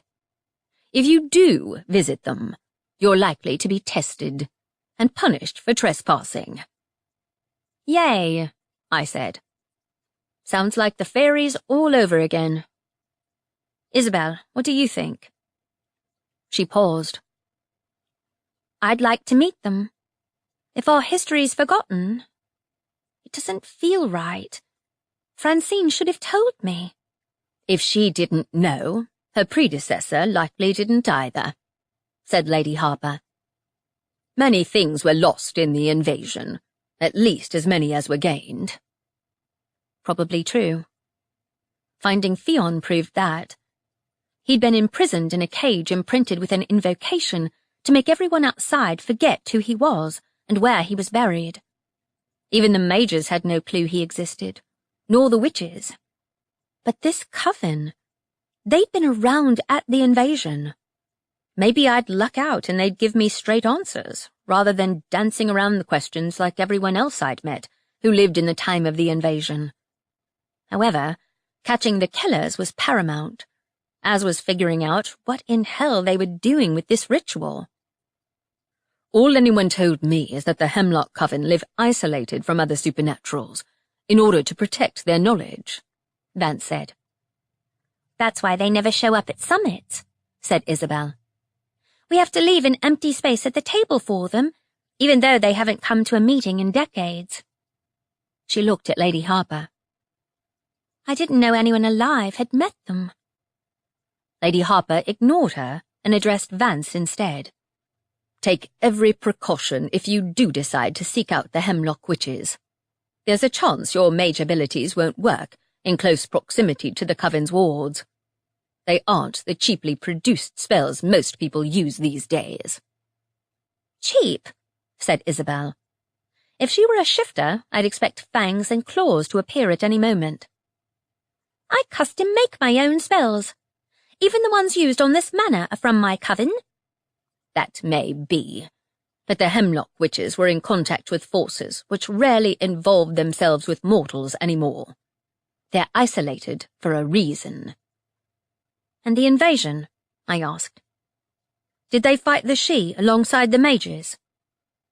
Lady Harper gave me a look filled with malice. They made the greatest of sacrifices in the invasion, more even than the mages did. Care to specify? Asked Vance. You've told me before that the witch clans weren't always united, but that the Hemlock Coven once held them together. They did, before the invasion. Because, Vance said. Lady Harper gave him a grim smile. They didn't give up their lives. They gave up their mortality. And some say their sanity, too. They're tethered to the forest, and can no longer leave it. I blinked. Like a curse. In a way. You'll know it when you see it, I don't doubt. That's promising, I said. You know, it'd be nice if you told us exactly where in the forest they are before sending us to our deaths. Nobody knows the Coven's current location. If I did, I have choice words I'd like to say to them. Such as? I raised an eyebrow. They were fools to sacrifice as much as they did, and bigger fools if they thought the past would lie buried. Cryptic much? I'd had about enough. You're Vance's foster mother, aren't you? Do you want him to die in an ancient, cursed forest because you're refusing to give me some direction? I've given you all the direction I can, you foolish little girl. I'm not to blame for the Laurel Coven's negligence in educating their new witches, and there are some secrets which cannot be spoken aloud. Can't or won't? I glared at her. The fairies can put a spell on you that physically stops you speaking. I've had it used on me, don't make excuses. So you do know. Her eyes gleamed. Yes, the witches used a similar spell. I cannot speak a word of our meetings, even after all these years. Nor our meeting places, though the clan has long moved on since then. It's our sacred oath, and it holds. But that doesn't include your code, or whatever the glyphs are. It isn't my code, and the Coven will be incredibly displeased to know it's been appropriated in such a way. I wasn't aware anyone even knew the fifth ritual anymore. The Mages' College will, said Vance. But only 2 or 3 mages, and they'd have little reason to pass on the information to anyone outside of academics. Either the assassins are more connected than they appear, or someone handed them the instructions for this ritual. Maybe the Faerie they're working with, I said. They're amateurs. Someone's using them to perform this ritual. They probably took out Francine so she wouldn't stop them. Which made sense, except for the glamoured writing. Someone had wanted to get my attention, to ensure I took on the case. Maybe, said Isabel. But we need a plan. I'll make some more spells first. Hang on, I said. There are unseelie fairies living in the forest. It's too dangerous for most humans, even you. Don't you even think about going off alone, said Isabel. I'm the only witch here, and it's my life on the line if they're taking out witches. I want to speak to the Hemlock Coven. I nodded. I get it. Sorry. Bad fairy! Shrieked a voice, and Erwin flew into the room, pursued by Wanda. Isabel looked at me. We need our flat back. Now. I couldn't have agreed more. Chapter 12. Lady Harper didn't show up at breakfast the next morning. Vance insisted on an early start, though none of us had slept much. The quicker we got this excursion into the woods over with, the better. While Vance got updates from the Major's patrolling, Isabel and I stocked up on spells. The point-and-shoot explosives were pencil-shaped, and I could easily fit 6 or more into my coat pocket. I added in as many healing spells as possible, hoping I wouldn't need them. Isabel hung up the phone. The Coven knows where we're going. She yawned. Dark shadows underscored her eyes. She'd been up half the night making a new batch of spells. They'll be on the lookout for anything odd. No new reports. Vance walked into the living room to join us. 3 majors reported seeing several figures in black and followed them for half a mile before realizing they were necromancers. Figures? They're not coordinated enough to be assassins. That's why we don't wear capes. Isabel gave a strained smile. Maybe the Hemlock Coven does. And the pointy hats. All rumors start somewhere. I did wonder where the pointy hat thing came from. Guess it's time to see what they know. Just as long as Lady Harper hadn't intended to send me to my death. No, even she wouldn't be that petty. Whatever reason the witches had sworn her to secrecy, I'd pry the truth from them. Vance had selected 3 swords of his own, which he sheathed in a weapons belt securely fastened underneath his coat. The tip of the mage mark on his shoulder was visible under the collar of his black shirt. Ready? He asked Isabel and me. Isabel nodded. She wore jeans and dark colors rather than her usual bright attire. Though her baggy coat seemed unremarkable, I'd seen her pack a dozen spells inside the pockets to draw at a second's notice. Are you sure about leaving Drake in charge of security? I asked Vance, after he'd transported us to the fence where trees grew thick, blotting out the inside of the forest. No, said Vance. Everyone's more or less responsible for their own safety when patrolling, so I'll humor him. Drake's one of the most powerful mages, so if an assassin did attack him, it'd likely be the worse for them. A worried undercurrent to his words reminded me that it didn't matter how strong the target was. Even though I was immune to their bullets, Vance wasn't, for sure. As a part shifter, he was likely twice as vulnerable. Yet his own magic had worked against the assassins. So had mine. Aside from that weird moment where it had been dulled during the fight, I kept my sword out as we walked to the fence's end. Most of the creatures who lived in the forest would be pure fae, too savage to live amongst humans. So the Hemlock Coven have lived in the forest all along, without anyone knowing except Lady Harper. I glanced sideways at Vance as the fence ran out at the road's end, where a sprawling tree marked the entrance to the woods. After the invasion, they withdrew entirely, said Vance. I inferred from Lady Harper that they wanted no part in the new supernatural council.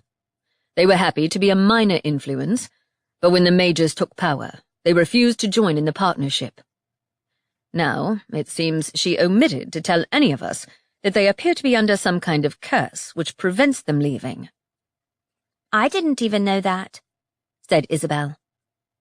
You'd think someone would have passed on word to our coven's leader at the time. Are you sure you want to come? I asked.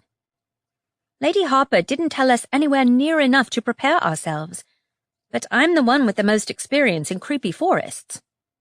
I'm sure, said Isabel. I'm coven leader. I need to protect the others. But if you have any tips, I'm all ears. Firstly, don't go off the path, I said. Isabel's gaze drifted to the forest. Slight problem. I don't think there is a path. Oh. She seemed to be right. I scanned the thick trees. All right. Secondly, don't get split up. Vance and I did when we went to the Grey Vale. If it's anything like Faerie, the forest will do everything it can to trick us into going our separate ways. That's why I said don't leave the path, no matter whether you see a shiny light or the spectre of a dead loved one. Spectre? Probably not here, I said. The Grey Vale's teeming with spirits, remember? I got tricked into a dozen traps in my first week alone because I kept running into illusions of my parents.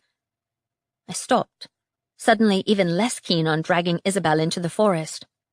Or Vance, though he had some idea what to expect. Even going in alone was risky as hell. The Grey Vale answered to my magic and even my thoughts. This forest was an unknown. Anyway, there might be will-o'-the-wisps, bright lights that lure you into traps, and things like sprites and imps and other nasties. Don't go near water either. That's how nixies and kelpies get you. Just don't touch anything, Vance advised her. And if you see anything off, it might be an illusion. Oh, let's get it over with, said Isabel. Her hands were trembling, but she held onto the knife she'd selected from Vance's weapons room. Gotcha. I moved in front of Vance to take the lead. Let's run one test. Vance, can you use your ability? He moved in behind me. The branches of the nearest trees stirred. Yes, my ability still works. Good. I let him fall into step alongside me, making sure Isabel kept pace with us. So do my spells, added Isabel. But the forest is supposed to belong to the Hemlock Coven. They must use magic too, even if they can't leave. We'll have to consider the possibility that they're working with the fairies, I said. Maybe they changed their minds about not wanting power. I doubt it, said Vance. The Hemlock Coven once had power easily on a level with the strongest mages. They wouldn't need to use weak human assassins. But they could disable witch spells. Yes, said Vance. But to my knowledge, they'd never have the need for bullets like the assassins. They have more efficient ways of killing, from what Lady Harper told me. And there's no way to forewarn them? No, said Vance. But I'm sure they'll sense intruders. An icy rush of cold air told me this part of the forest had been claimed by Unseelie. The chill wind bit at my skin, and I was glad I'd worn my jacket. As we walked, every tree acquired a coating of frost. Shriveled leaves crunched beneath my steps. This might not be the Grey Vale, but it'd be just as unpredictable. Except we'd have to guess which tricks were down to the fairies, and which belonged to the witches. 10 minutes walking in a straight line found us at a dead end. All we'd encountered was a nest of miniature trolls, which immediately ran away when I offered to introduce them to Helena, and a bloodthirsty redcap I'd been forced to decapitate.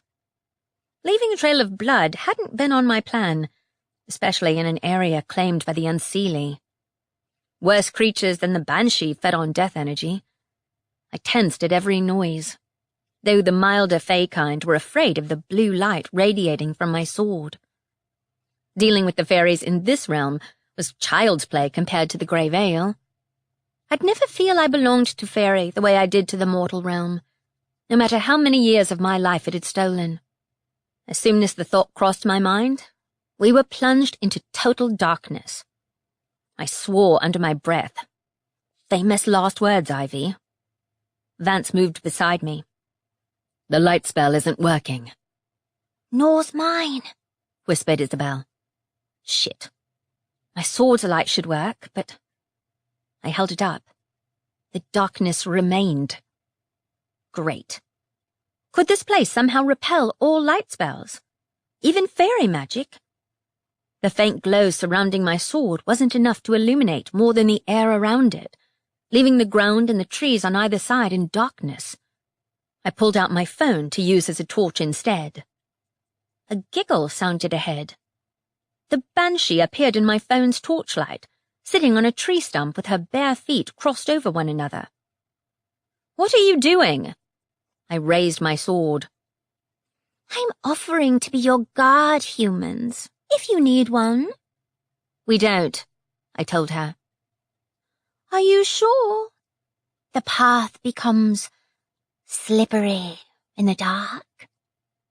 She stepped back, and a sheer cliff was visible where the sort of path was supposed to be. Another meter, and I'd have fallen over the edge. Holy crap. "I doubt you can take us where we're heading," I told the banshee. You seek the Hemlock Coven. I pointed my blade at her neck. "You'd better have a good reason for knowing that." I've been following you ever since you arrived. I suspected you might respond with hostility if I revealed myself to you. "Yeah, can't imagine why." I looked at Vance, whose face was painted in shadow. "What do you reckon?" Every common-sense part of me told me this was a bad idea. The banshee didn't have to attack us to lead us into a deadly trap. This place was an unknown, and she clearly knew the way around. I think we should follow her, Isabel whispered. Vance looked at the banshee, apparently unconcerned. "You will take us to the Hemlock Coven. If I suspect you are misleading us, you won't get a second chance." You knew our plan, I said to the banshee. "Does that mean you know the Coven might be linked to the assassination attempts on your leader? Or are you just playing with us?" Hell, might the banshee be working with the assassins against the witches? But why go to all this trouble? It is the forest which is playing with you mortals. Probably is. I resigned myself to giving her the benefit of the doubt. I was so jumpy, I'd probably end up decapitating her before we reached the Coven. "Do the witches live like moles, or do they have a special lair only they can see in?" I said, after tripping over yet another tree root and steadying myself against Vance. Were you asking me? The banshee skipped ahead. I've never been inside their lair. My kind aren't welcome. So, why do you know the forest so well? My power brings me to liminal spaces, she said. The cracks between realms, the dark corners everyone else has forgotten about. Liminal places, I said slowly, thinking of the strange between realm I'd found Fionn sleeping in, where 3 spirit paths overlapped. This isn't near a ley line, is it? Everywhere is, said the banshee. All the paths woke when the fairies came. You weren't even born then, I said. Were you? I hear things, human. She skipped off, forcing us to move quicker to keep up. The liminal spaces are where the fairies in this realm used to hide from mortals. There are too many to count. Some in this realm, some not. I take it back, said Isabel quietly. I don't trust her at all. I decided against voicing a reply. Instead, I addressed the banshee. Are there fairies blocking out the light? Or is it the witches? This felt distinctly like one of the tests the grey veil sometimes threw at unwitting trespassers. The forest, however, seemed alien. No birds sang in the trees, and even our footsteps seemed stifled. In the veil, everything glowed with its own silvery light, even in the dark corners.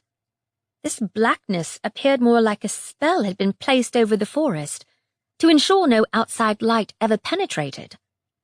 Great. I bet the old witches made a deal with the fairies. Weird. Where had that thought come from? If the Hemlock witches hadn't left their lair in years, it was entirely possible they'd seen a side of the invasion nobody else had. The wilder parts of the world had been the only ones to actually benefit from the invasion. I'd actually liked walking in the woods as a kid, before the grey veil had destroyed any chance I had of enjoying communing with nature. On either side, the trees grew closer until they formed an arch-like construction over us. It was distinctly like walking through a tunnel. As the tallest, Vance had to duck under the lowest branches, while Isabel walked behind me, cursing quietly when she stepped on things in the dark.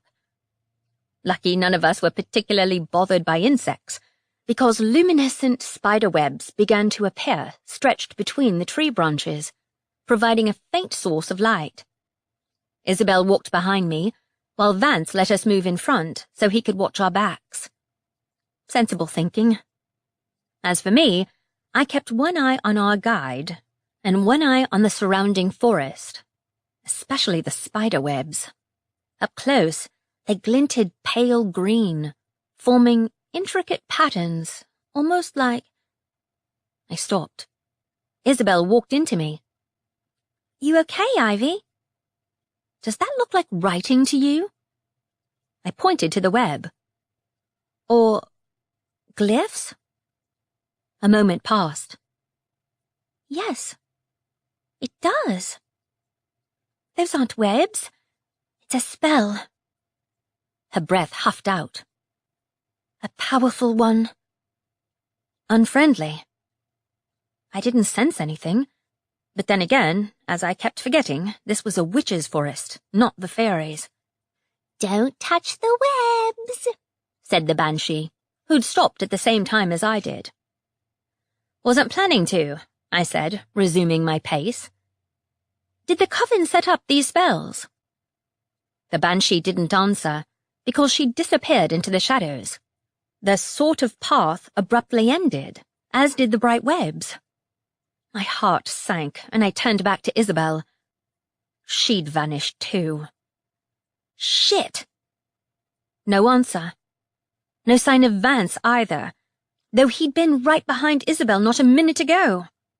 Was the forest playing tricks to try and split us up, or had it already succeeded? Classic fairy trick. Banshee? Allison? Silence. Great. I kept still, counting 60 seconds. A scraping noise ahead made me wave Helena around, cursing the gloom for cutting off the light. Nothing to do but walk on, hoping I walked towards my companions and not away from them. My mind had automatically jumped to fairy logic, where each path came with a trap, a trick, or a bloodthirsty monster. Or all three. A high wail cut through the silence, raising the hairs on my arms. The voice cried on, strident and terrified, like a young child. It's a trick. No child would wander into these woods. Nice try. 15 minutes listening to the fake sound of a child crying, and I'd about had it with their games, whoever they were. Worse, I found no traces of the others, only tangled tree roots and crooked paths through ancient oaks and sycamores. Low-hanging branches grew ever lower until I had to walk at a crouch, carrying my sword awkwardly. The crying had stopped, mercifully. A light glinted ahead. I stopped, warily, trying to see where it came from. Not luminescent like the webs, but reflective, like moonlight on water. It's not that late, is it? No. We were definitely still in this realm. The forest wasn't close enough to the ley line to overlap with Faerie, even if some of its magic lurked amongst the ancient trees. I moved towards the light. There wasn't anywhere else to go. Trees crowded on either side, limbs merging into one another in warped patterns. I ducked underneath a branch marking the end of the path, as the light grew brighter. It came from a small pond surrounded by more thick, ancient trees. There was no way to climb around it. The light reflected was weird too, because the trees kept any outside light from entering the forest. It was all I could do to keep hold of my weapon. The metal felt heavier than before, weighed down. The sword looked normal, but my arms ached whenever I tried to lift it. What the hell? Something's wrong. Not just the forest, but the low-hanging branches. I wasn't exactly tall, but I shouldn't be able to stand underneath them without crouching. And I sure as hell wasn't supposed to struggle to lift my own sword, my talisman. Branches touched my back. I instinctively stepped forward out of range and caught sight of my reflection in the water. And stared. I was me, but smaller, skinnier, my hair shoulder length. No wonder I struggled to lift Helena. I was me, but younger, 12 or 13. The age I'd been when I was taken to Faerie. I stared, then closed my eyes. Nothing here was real. This was an illusion or trick. Gritting my teeth, I picked up Helena again, stabbing the point towards the pool. It passed through the water like through smoke. A force grabbed onto it, tugging me forward. My eyes flew open and I lunged for the sword with both hands, gripping it hard, tugging it back into the shadows.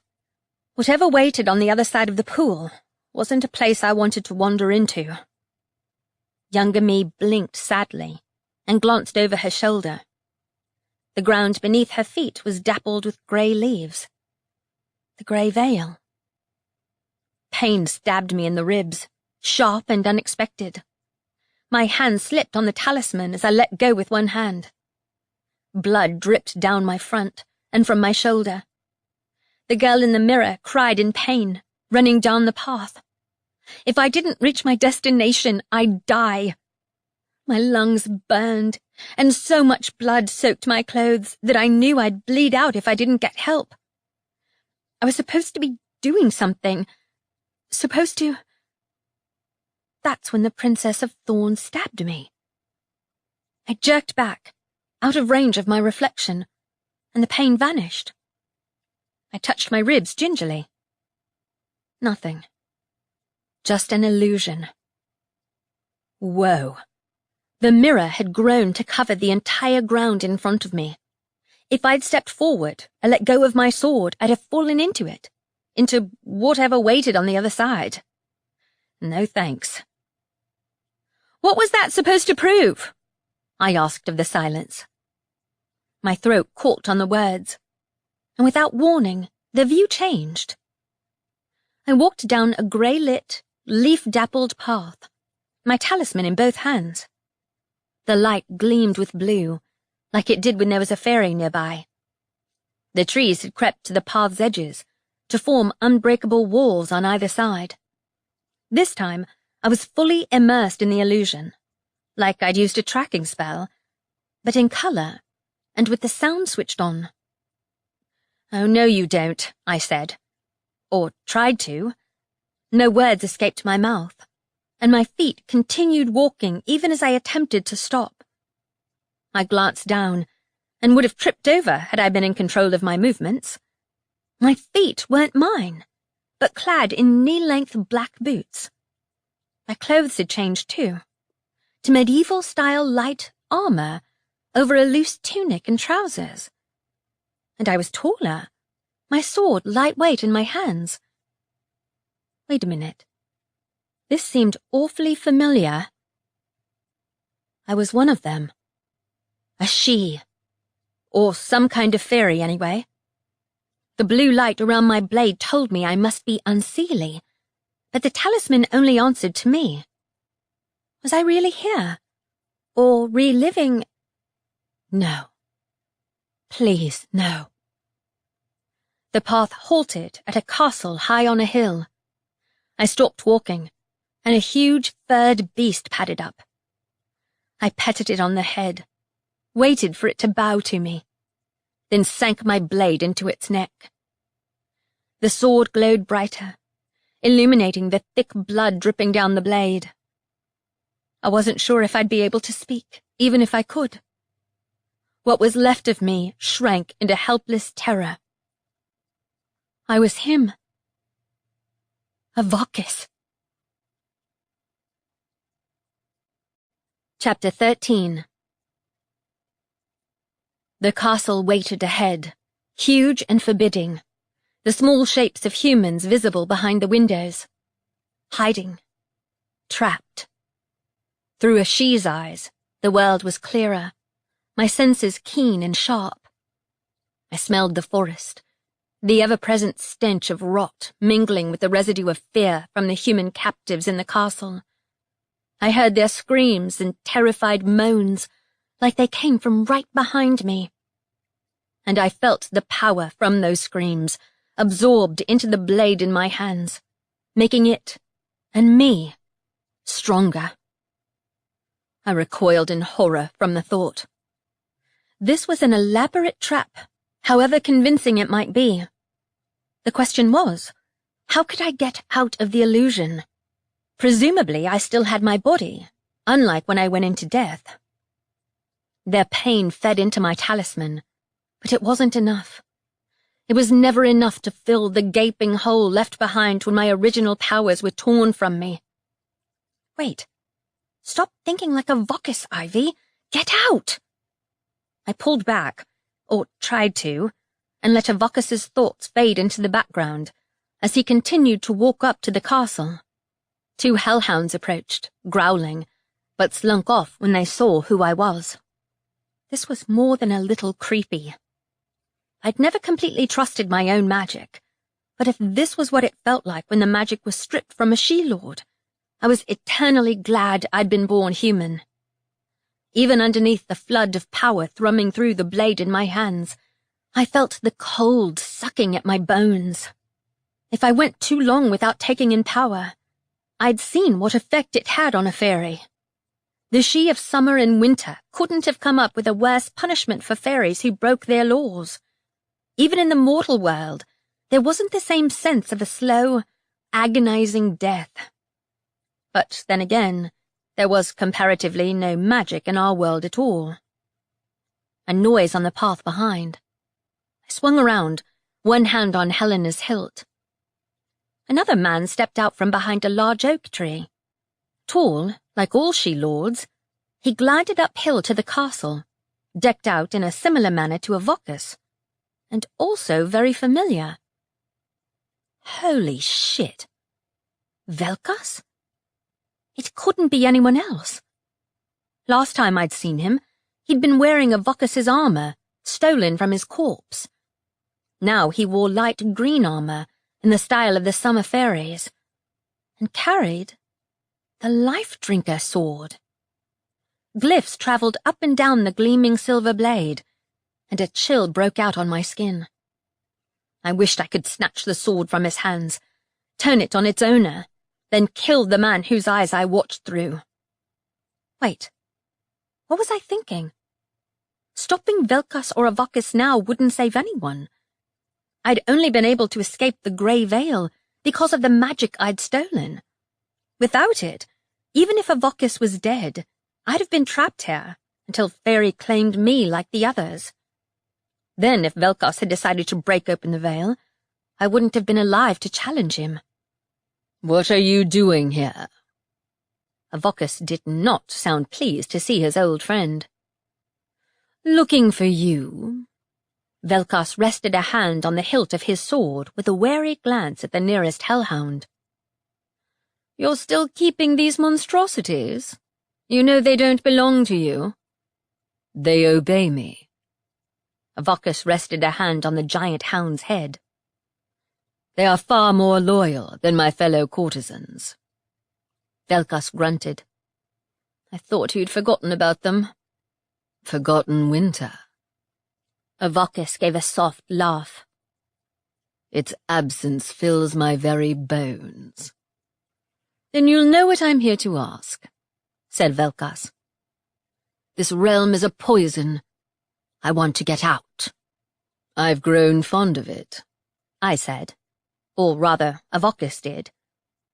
Nobody bothers me here, aside from my pets. You think this is a joke? What are you even doing with that talisman of yours? This. I waved the sword around. Nothing. You do realize what you hold in your hands, don't you? Theon tells me you're using the suffering of lesser mortals as a base. You're made for more than that. We all are. Theon's a bastard who still saw that I won half his hellhounds from him. I grow tired of his posturing. Let him have his games, and I'll have mine. This isn't a game, snarled Velkas. The courts wrongfully cast us into the abyss to wither and die. They've forgotten us. We need to remind them that in this realm we possess a power the courts would never dare to comprehend. You want to ally against winter and summer? Summer, for starters, said Velkas. They've always been the weak link. I could hardly care less about their fate, said Avakis. I have more than enough humans to keep my talisman alive. That isn't its purpose, Lord Avakis. This realm feeds on life, even yours, and soon enough you'll succumb.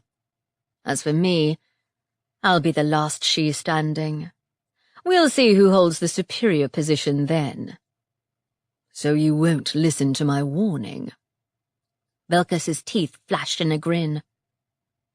If you keep poking the humans, they'll learn to poke back. I'm not interested in listening to you anymore. Velkas's jaw worked. What if I told you there's a way to have as many human vessels as you like? More than you already have. If you're trying to bribe me, it won't work. I don't care what your companions think. I'm not interested in forming a new council. We have no need for our own court with the same petty rules and regulations as winter and summer. There will be no court. A smile twisted Velkas's mouth. What Theon proposes will see the biggest surge of power seen in an age. That talisman of yours will be satiated for centuries to come, and you'll have everything the Winter Court denied you. I'm listening. The words left my mouth even as horror coursed through me. I was almost certain that I was witnessing the conception of the invasion. But even as I leaned forward to better hear Velkas's words, the scene warped and twisted until I stood in front of a mirror. I still held Helena, but the face that stared back at me was my own. "The power is yours," whispered a voice. "The power used to inflict great cruelty bows to you now. But are you sure you're its equal?" "Yeah, I'm sure." To my intense relief, the words came out in my own voice. I could speak again. "The blade's mine. I won it, twice over. Let me go." Behind me, on either side, my parents appeared. I whirled around. The transparent ghosts looked back at me. Mum's eyes brimmed with sadness as she looked at the weapon in my hands. "What have they done to you, Ivy?" My heart twisted. After the grey veil had spent 3 years tormenting me with visions of my parents, after the she had used my past as a weapon against me so many times that I'd been forced to lock away all but the most superficial memories of before the invasion.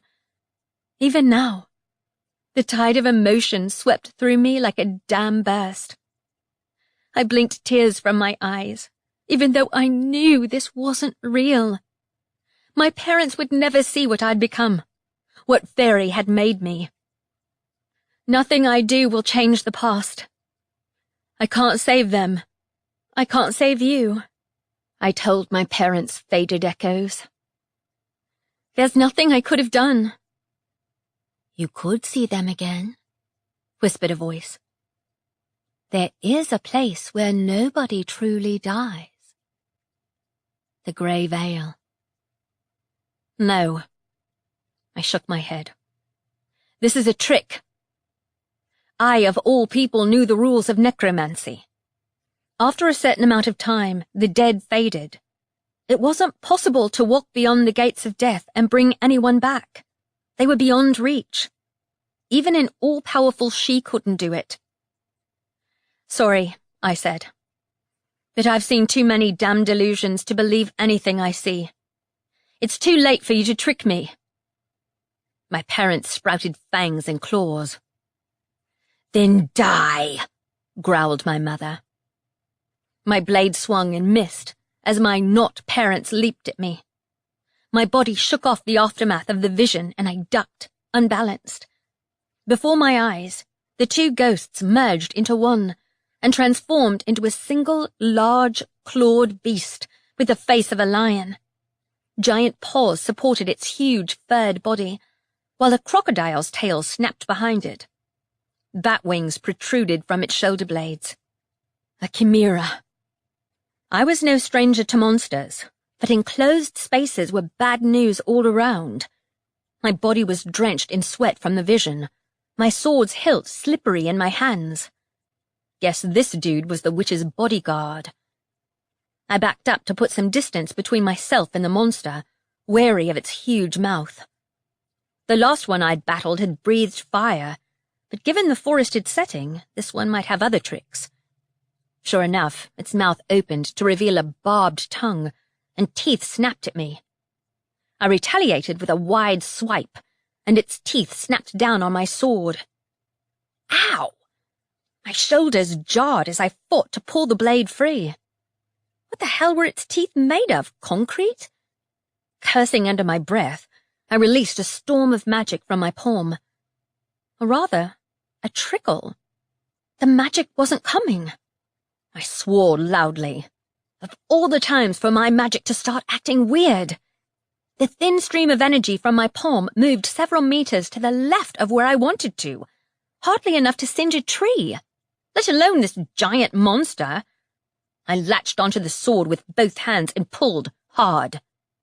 Let go, you fucker! The chimera's paws beat at the ground, its head moving, but it refused to let go.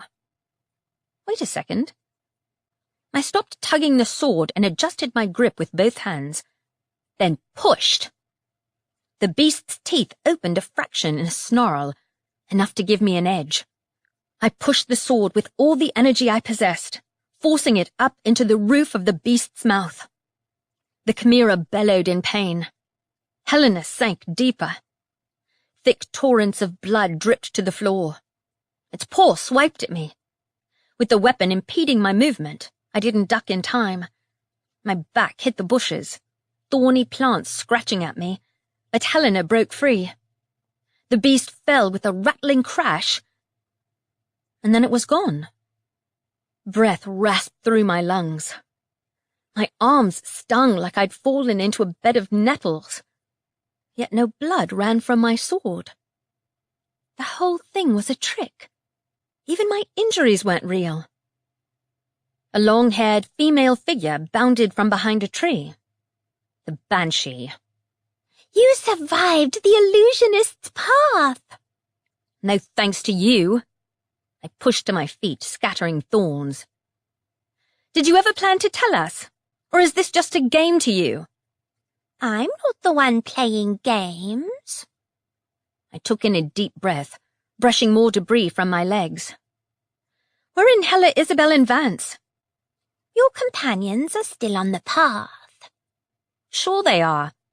You'd better have good reason for ditching us. The path tests everyone. I can't control it. If you aren't found worthy. She gestured to the trees above. Too late, my eyes landed on a number of skeletal bodies draped across the branches. Someone hadn't got out of here alive. Several someones. Trespassers or visitors, I had no idea. I hoped their deaths had been painless. Yeah, I got it. My mind was still reeling from the vision and the battle. How in hell did it know my past? Can the forest read minds? Memories, said the Banshee. Certain experiences leave imprints on us and on the world. The most ancient spots like this, remember. Right. Didn't explain how in hell whoever controlled this forest knew about Avocus and the Grey Veil. The realms might have touched, but the people here hadn't left the forest since before the invasion. They couldn't have read the memories from me either, because I hadn't been in the Grey Veil when Velkas and Avocus had that conversation. Wait. The talisman. Had they read the memory from my sword somehow? I couldn't think of any other explanation, but I really didn't like the idea of someone else knowing about Avokas, especially ancient and terrifying witches, who might or might not be working with the assassins. The banshee gestured at a door which had appeared from nowhere, stretched between two trees. The hemlock coven are in there. I examined the knotted wood. In my experience, opening strange doors was never a wise idea either. But this wasn't Faerie. A symbol was carved onto the door, a similar rune to the ones I'd found at the assassin's place. I sucked in a breath, readied my weapon, and opened the door. Chapter 14. What is it with forests and creepy lairs? The witches had been taking decorating tips from the Grey Vale, apparently. Tree roots snaked underfoot, but the room beyond the door was more like a rock-walled cave.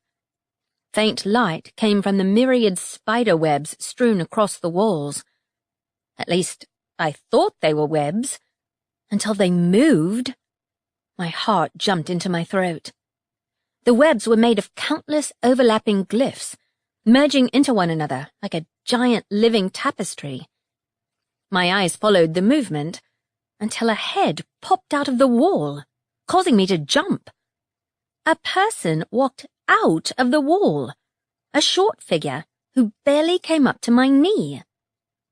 "You were a fool to come here alone," growled a female voice. I didn't come here alone, I said, my heart sinking. My friends are here, and who are you? Asking what are you would not be a wise idea.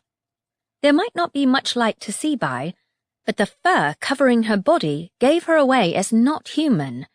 Shifter or Fae, most likely. "Half Fae, half witch," she answered, like she'd read my mind. Sharp white teeth flashed in her furred face, while long claws replaced her hands. Unseelie for sure. "And you're human." "Yeah, I am. And as I said, I'm not alone. Where's the Hemlock Coven?" No point in beating about the bush. We needed answers, and the quicker the better. "You came to speak to the Hemlock Witches." She flashed me another grin. "The woods find you worthy, but you may come to regret your decision." "Bite me," I muttered, following her across the creeping tree roots forming the cave's floor. Luckily, the tree roots didn't move. What I saw in the middle of the cave, though, stopped me in my tracks. At first, I thought it was a leafless tree, sprawling from floor to ceiling. Then the light grew stronger, revealing the structure to be a giant stone sculpture. A number of others filled the space, made of some odd dark grey rock, and carved into vaguely humanoid shapes, but contorted horribly. I stepped around a rock and jumped when it reached out a hand.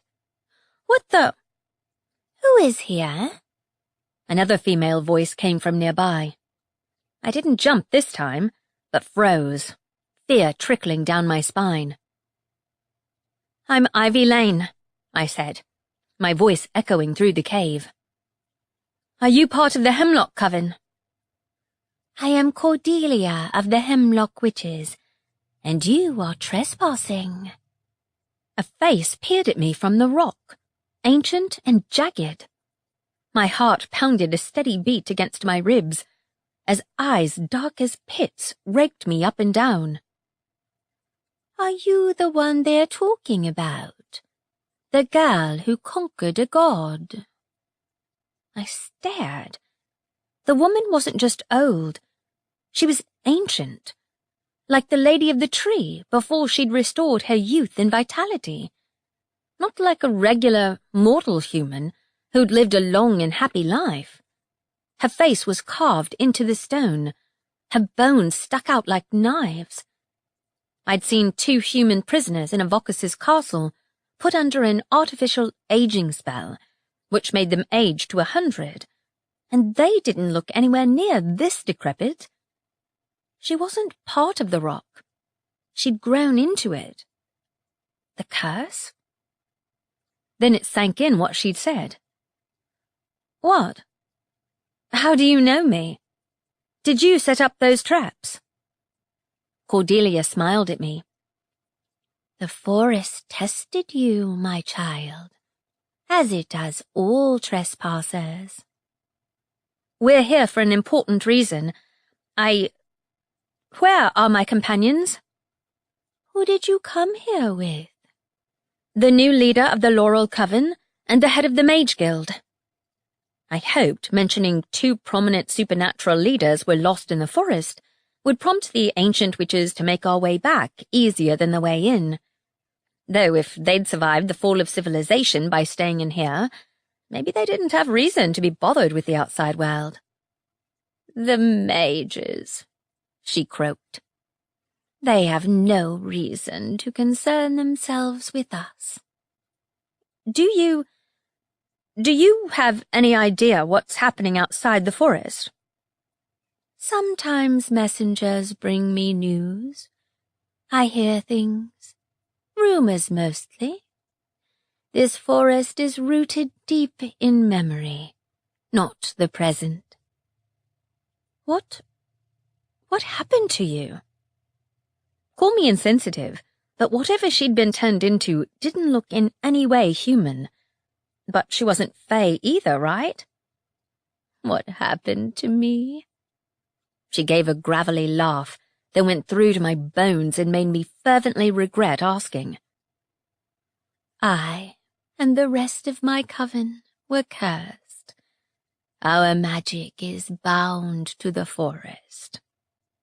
The forest attacked me and my allies. They're still out there somewhere. Do you know where? Your friends are alive, child. A knot in my chest loosened. Good. We came here because it's an emergency. Someone's killing off supernaturals. I broke off as the rock shifted, and Cordelia's head emerged to properly look me in the eyes. Interesting. You're still human, but something about you is different. You don't say. Oops. I should probably put my filter back on. I mean, I'm a human with fairy magic. That's probably weird even by your standards. Your magic. Do you use it? Yes. Why? Something in the forest had blocked my powers. Was this place immune to the She? It'd be a hell of a defense against another invasion if it were true. You are unusual, but you're still mortal. Normally, humans who attempt to take on the power of the gods meet unfortunate ends. Power of the gods? I won this magic, I said. In Faerie, that's how it works. I stole it from the She-Lord Avocus. You know that. The visions your forest showed me did anyway. Your talisman carries memories which don't belong to you.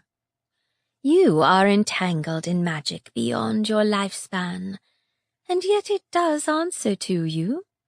You've even used their language. Interesting. You mean invocations? I asked. Don't suppose you know why I can only speak them when something's about to kill me? You can only speak them when you're close to Faerie. I suspect that similar to the memories you saw in the forest, the talisman itself carries the imprint.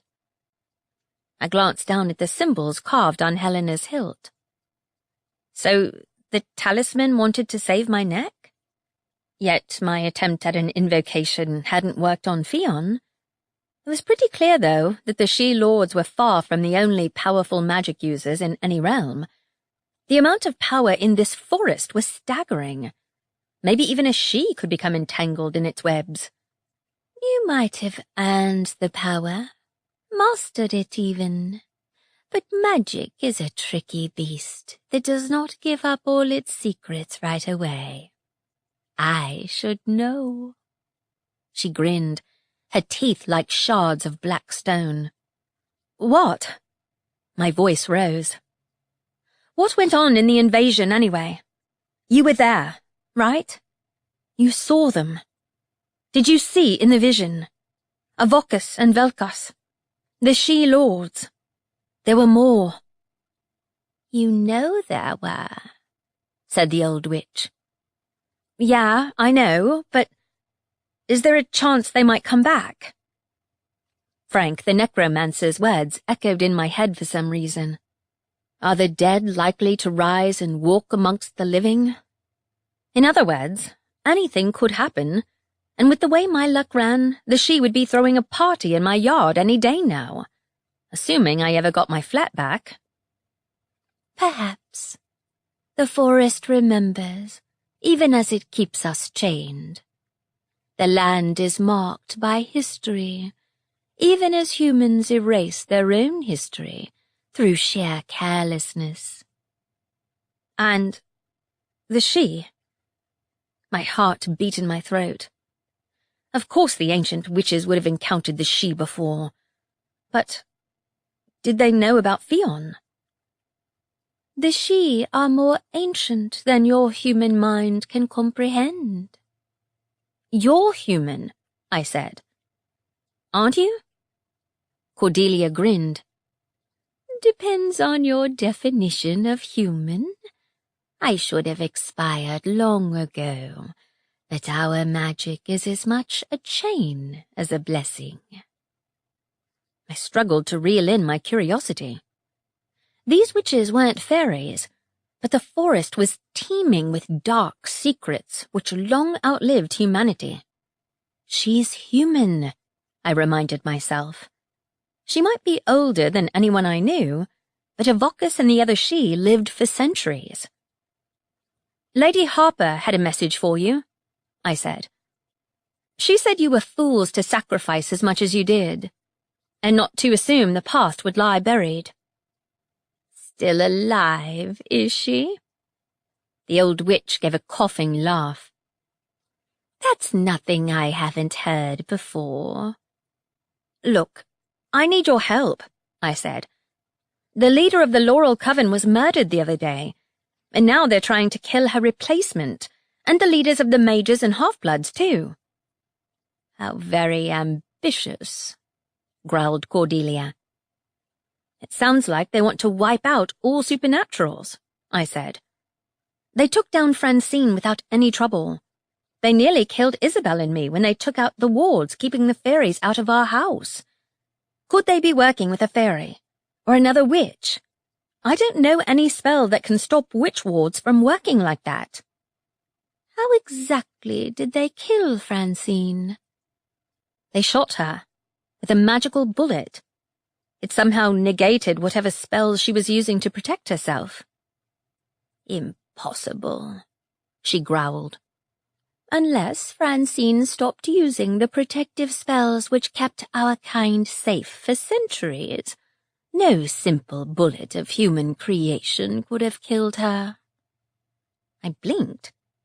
"What?" "The bullet definitely killed her.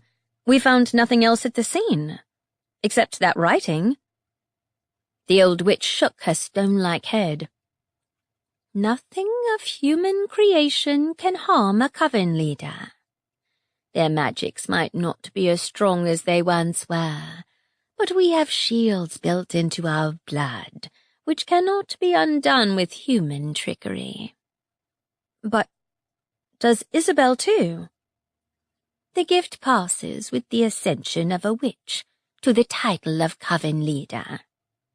If your friend was chosen as worthy, the gift now resides in her blood." "She was chosen," I said slowly. "But the gift, whatever it was, didn't stop the assassins from killing the last leader. Why?" "Because they used another means than a simple bullet to reduce her defenses first." "Used what, exactly?" I paused. Isabel needs to hear this. She's coven leader. The assassins tried to kill her. Greta? The witch growled at a rock behind her. Find the young witch and bring her here. The piece of rock moved, revealing the humped back of another witch, who then sloped off into the darkness of the surrounding forest. Yikes! How many disguised witches were listening to our conversation? I said. You were saying the bullets couldn't have harmed her. Would whatever they used to switch off our wards have something to do with it? Usually only the person who set the ward up can deactivate it. Same with the wards outside the witch's storeroom, the place they murdered Francine. That'll be it, Cordelia said in her gravelly voice. What you see is the results when someone with little understanding of power finds an item which should have never resurfaced. Finds a what?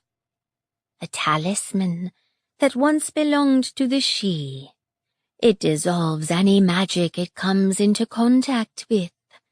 The ring is an ancient Faerie artifact that was thought lost after the invasion. If it was rediscovered by foolish humans, it explains how they were able to overcome Francine. My mouth fell open. It blocks magic. All magic. Are you sure?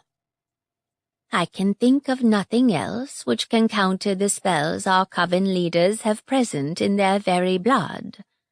The ring was one of several talismans of its kind, and originally belonged to the Summer Court, before it was stolen. Someone stole it? Who? A traitor, who committed many other crimes against the courts. The one who never took the title of Lord, and belongs to neither summer nor winter. Who? But I knew. The one fairy I'd met who belonged to neither court, and with enough power to challenge both. Fionn. Chapter 15. Cordelia watched me. You know the name, Ivy. Yeah, I did. Also, shit. Did she know he'd escaped? If I confessed I'd been partly responsible for the leader of the wild hunt waking up, I might never leave this forest. Guilty conscience, child. Don't call me that. The words snapped out, brittle as I felt. Nobody aside from Vance, Isabel, and a handful of mages knew about Fionn's escape. Since he'd gone into the Grey Veil, and the lines between this realm and death had been firmly in place ever since I'd defeated Calder, there'd been no reason to spark a panic. The witch laughed with an echoing sound, like stones falling into an empty canyon.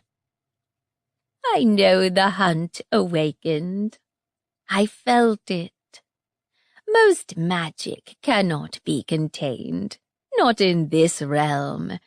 It seeps out and infects the world, and Fionn's magic carries a unique taint to it. You know Fionn, I said. Don't you?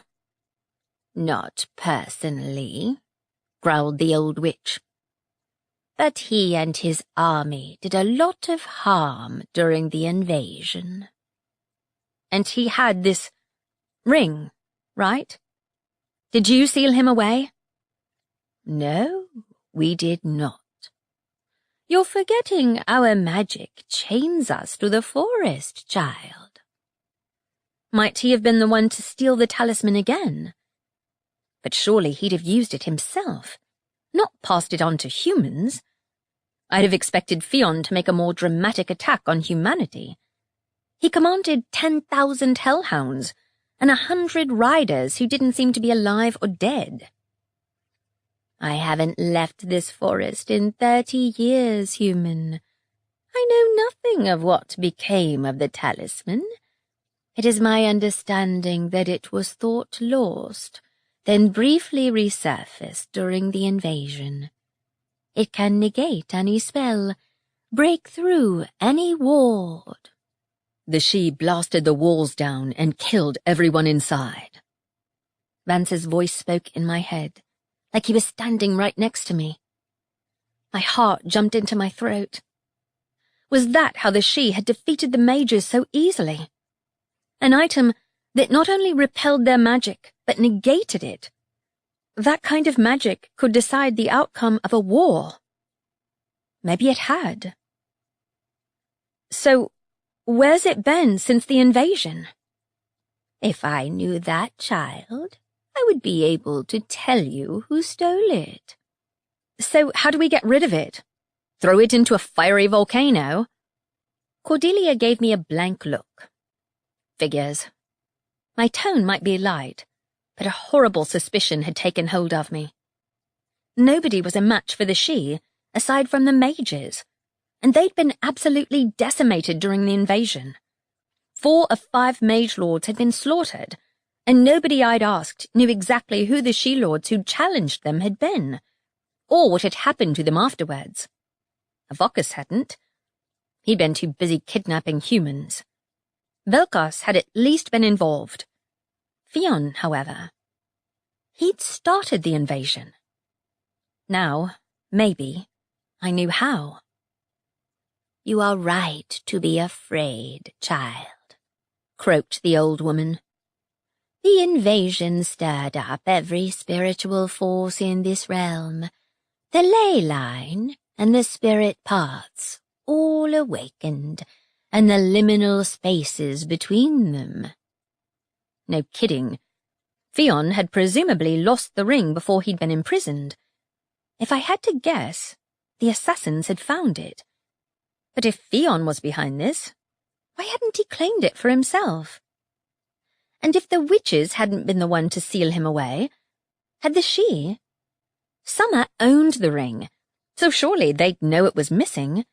But I knew better than to expect their help. Even the half-fairies' chief wasn't welcome in their realm. Question was, would they let this slide, and risk the destruction of their own realm as well as ours? A rustling noise came from the bushes. The old tree-trunk witch crept into view, followed by a hesitant Isabel. Relief crossed her face when she spotted me, which swiftly morphed into alarm at the sight of the old witch before me. You're... Isabel stammered. Are you the leader of the Hemlock Coven? Isabel almost sat down on a rock, then caught herself in time. Good job, because the rock was probably alive.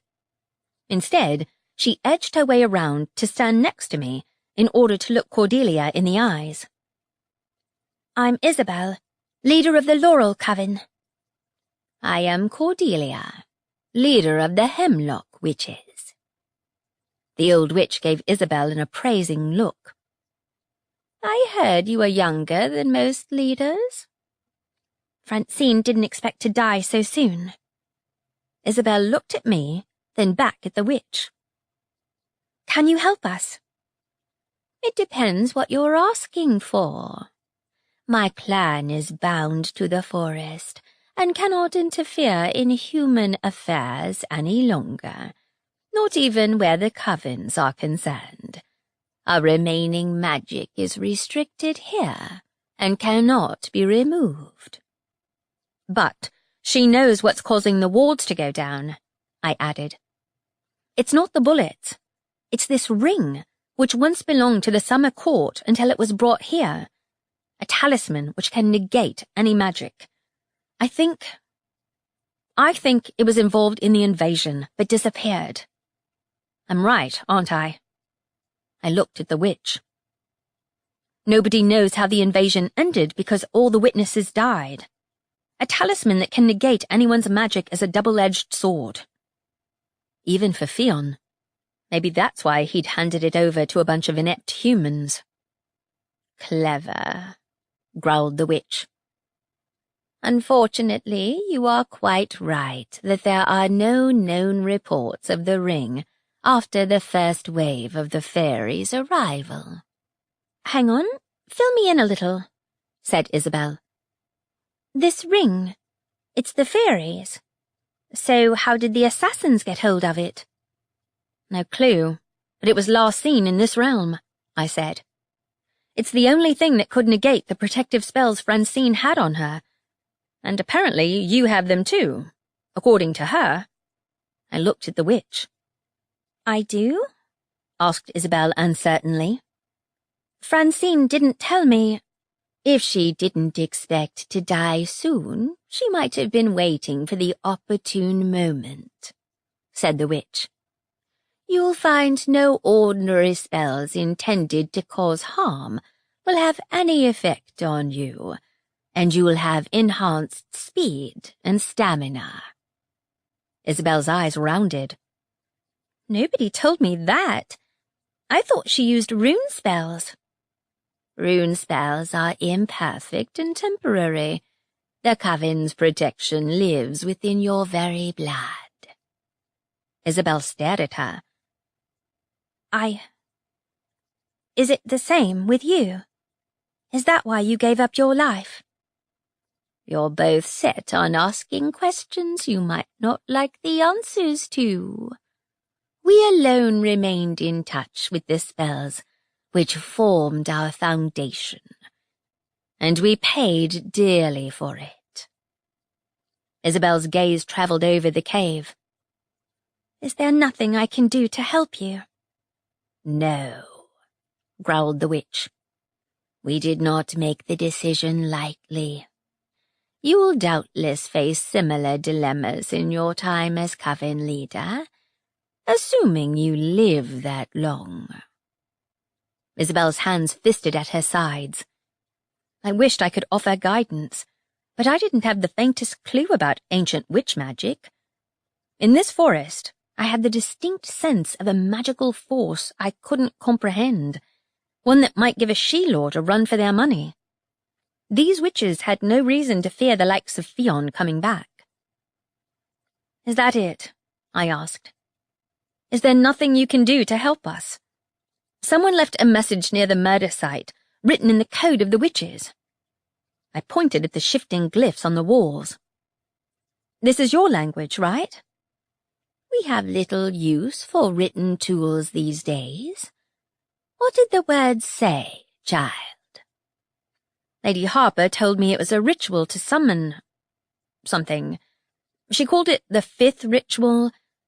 Be careful with ancient spells, said Cordelia. That ritual was once used to communicate with forces of nature. For a non-witch to attempt it will have yielded no results. Maybe that's why they set the place on fire, I said. What exactly does the ritual summon? That's for the summoner to find out, at their own risk. The ancient witch clans consulted spirits through the rituals, but today, anything might answer the call. You mean they could summon up a monster? A fairy? Like the god? Spirits meant death, but it clearly wasn't an ordinary necromancy ritual. I'd read their manual backwards and never seen anything that used witch glyphs. Isabel took a step back, as the old witch loomed out of the tree again. There are many gods, and few would answer to the term Faerie. The clash of realms in the invasion reawakened long-dead spirit lines, and creatures within liminal spaces which should never be unleashed upon the modern world. So you're telling me you don't know what they're summoning, but let's assume it's bad, I concluded. Great. Like the magic bullets and dangerous fairy object weren't enough trouble. I can hazard a guess as to what they are foolishly attempting to reach, said the witch. You might not like the answer, though. Try me. I nodded to Isabel. What? The wall turned transparent, the glyphs peeling back to reveal what appeared to be a tunnel. Glyphs covered it on the inside, shimmering in front of... Isabel tripped backwards, hand pressed to her mouth. My legs locked into place, and a trickle of cold sweat ran down my back. Behind the wall was what appeared to be a gigantic furred head, bigger than me, more the size of a small car, except with thick black fur, like a cat, maybe. The outline of its eyelid was visible through the glyph's covering. Oddly, it wasn't the giant head that freaked me out. Part of me had suspected the witch's magic might be holding something like the shifter god back. The bindings ran from the glyphs, past the creature, and into... well, I wouldn't exactly call it an abyss, since my view was kind of sideways, but it was plain to see the creature wasn't in the forest, wasn't in this realm at all. Liminal spaces, she'd said. Thick smoke swirled in the background, the sort I'd seen only in the Grey Vale, and the place between the realms. Icy energy pulsed out from the hole, chilling my blood. The power contained in the creature could topple mountains and crush cities. A whimpering noise came from Isabel, who'd backed against the far wall. The witch's maniacal laughter followed as I managed to stumble over to Isabel and drag her out of the cave. The noise switched off as soon as the oddly placed door slammed behind us. Isabel sank to the floor. That's what they used their powers for.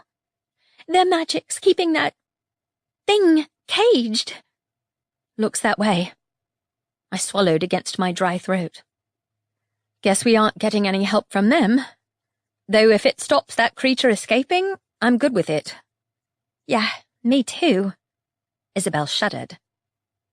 Question is, which is the way out? Shit, no clue. I tapped the mage mark on my shoulder, but felt no response. Damned forest. Vance is still in here somewhere. Now the shock of seeing that creature had worn off slightly, worry for Vance took root inside me. The witches had brought Isabel to me, but what if Vance had run into trouble? That's back where we came, I said, pointing. We'll try that way. Where's that bloody banshee when you need her? You saw her? She brought me here. Of course, by now she'd disappeared. Come on. Vance could handle himself. I knew that, but my worry grew until I walked at a half-run, jumping over tree roots, calling out his name. Isabel followed, warning me whenever anything was about to creep up on me. After we'd dodged a persistent will-o'-the-wisp, thwarted more fire imps, and narrowly avoided a nest of flesh-eating sprites, I was about done. Bloody forest, said Isabel, who'd left her cool behind somewhere a mile or so back. Are you sure it's this way? No, I said. Keep an eye out for those spider webs. They'll tell us we're on the right track. Wish this worked, said Isabel, holding up the device Vance had given her, which detected spells. This forest seemed pretty selective on which spells worked and which didn't. Maybe the magic keeping that creature contained had side effects. Finally, I said, spotting a luminescent light. I dodged a pool of reflective water and climbed over several tree roots, recognizing the path we'd been on before the lights had gone out. Now... Shit. A shadowy figure moved behind a tree. I pointed my sword at it, then lowered the blade. Vance. I ran to him, relief crashing down on me. I breathed in his familiar scent and buried my face in his chest. He stroked my hair. I knew you'd get yourself into trouble. Speak for yourself. Aside from the leaves and twigs tangled in his coat and hair, he didn't look like the forest had done him too much damage. We need to get out of here. Yes, we do. Is Isabel with you? Yeah. You won't believe what we just saw. I filled him in on our conversation with the old witch as we made our way back along the path. Apparently, Vance's teleporting ability didn't work this deep in the forest, and neither did the mage marks. We fell into silence until the sight of sunbeams coming through the branches spurred us onto the last section of the path. I didn't want to discuss what I'd seen in the visions with half of Faerie potentially listening in. Whether the Banshee was on our side or not remained to be seen. She was the least of our problems. The assassins. The ring. Theon. And that creature. The forest overlapped with a similar between-realm to the place Theon had been imprisoned in. A liminal space. If it had taken every witch in the Hemlock Coven and their magic to seal the beast away, it must have a hell of a lot of power. Maybe the old witch had a point about magic being too ancient for me to understand. But then the fairies were ancient, and look what a mess they'd created. Theon had led the invasion.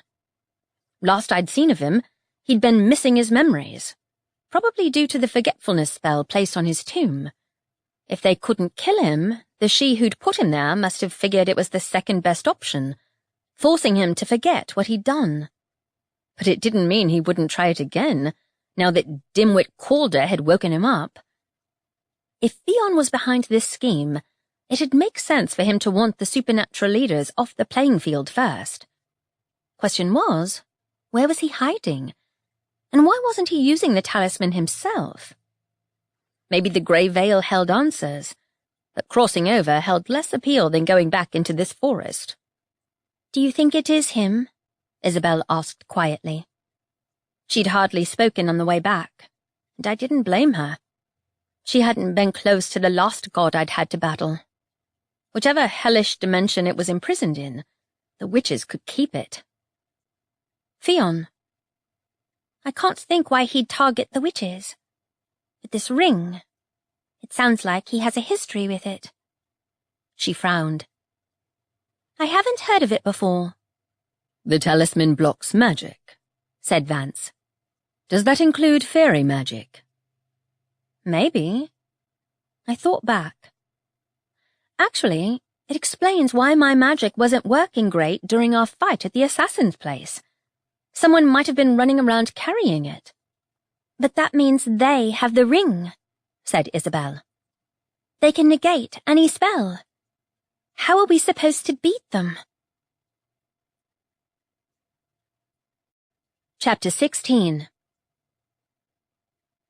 There you are, said Lady Harper, walking into the hallway as Vance, Isabel and I reappeared. I thought you'd perished in the forest. Thanks for the vote of confidence, I said, scattering leaves from my jacket as I tugged it off.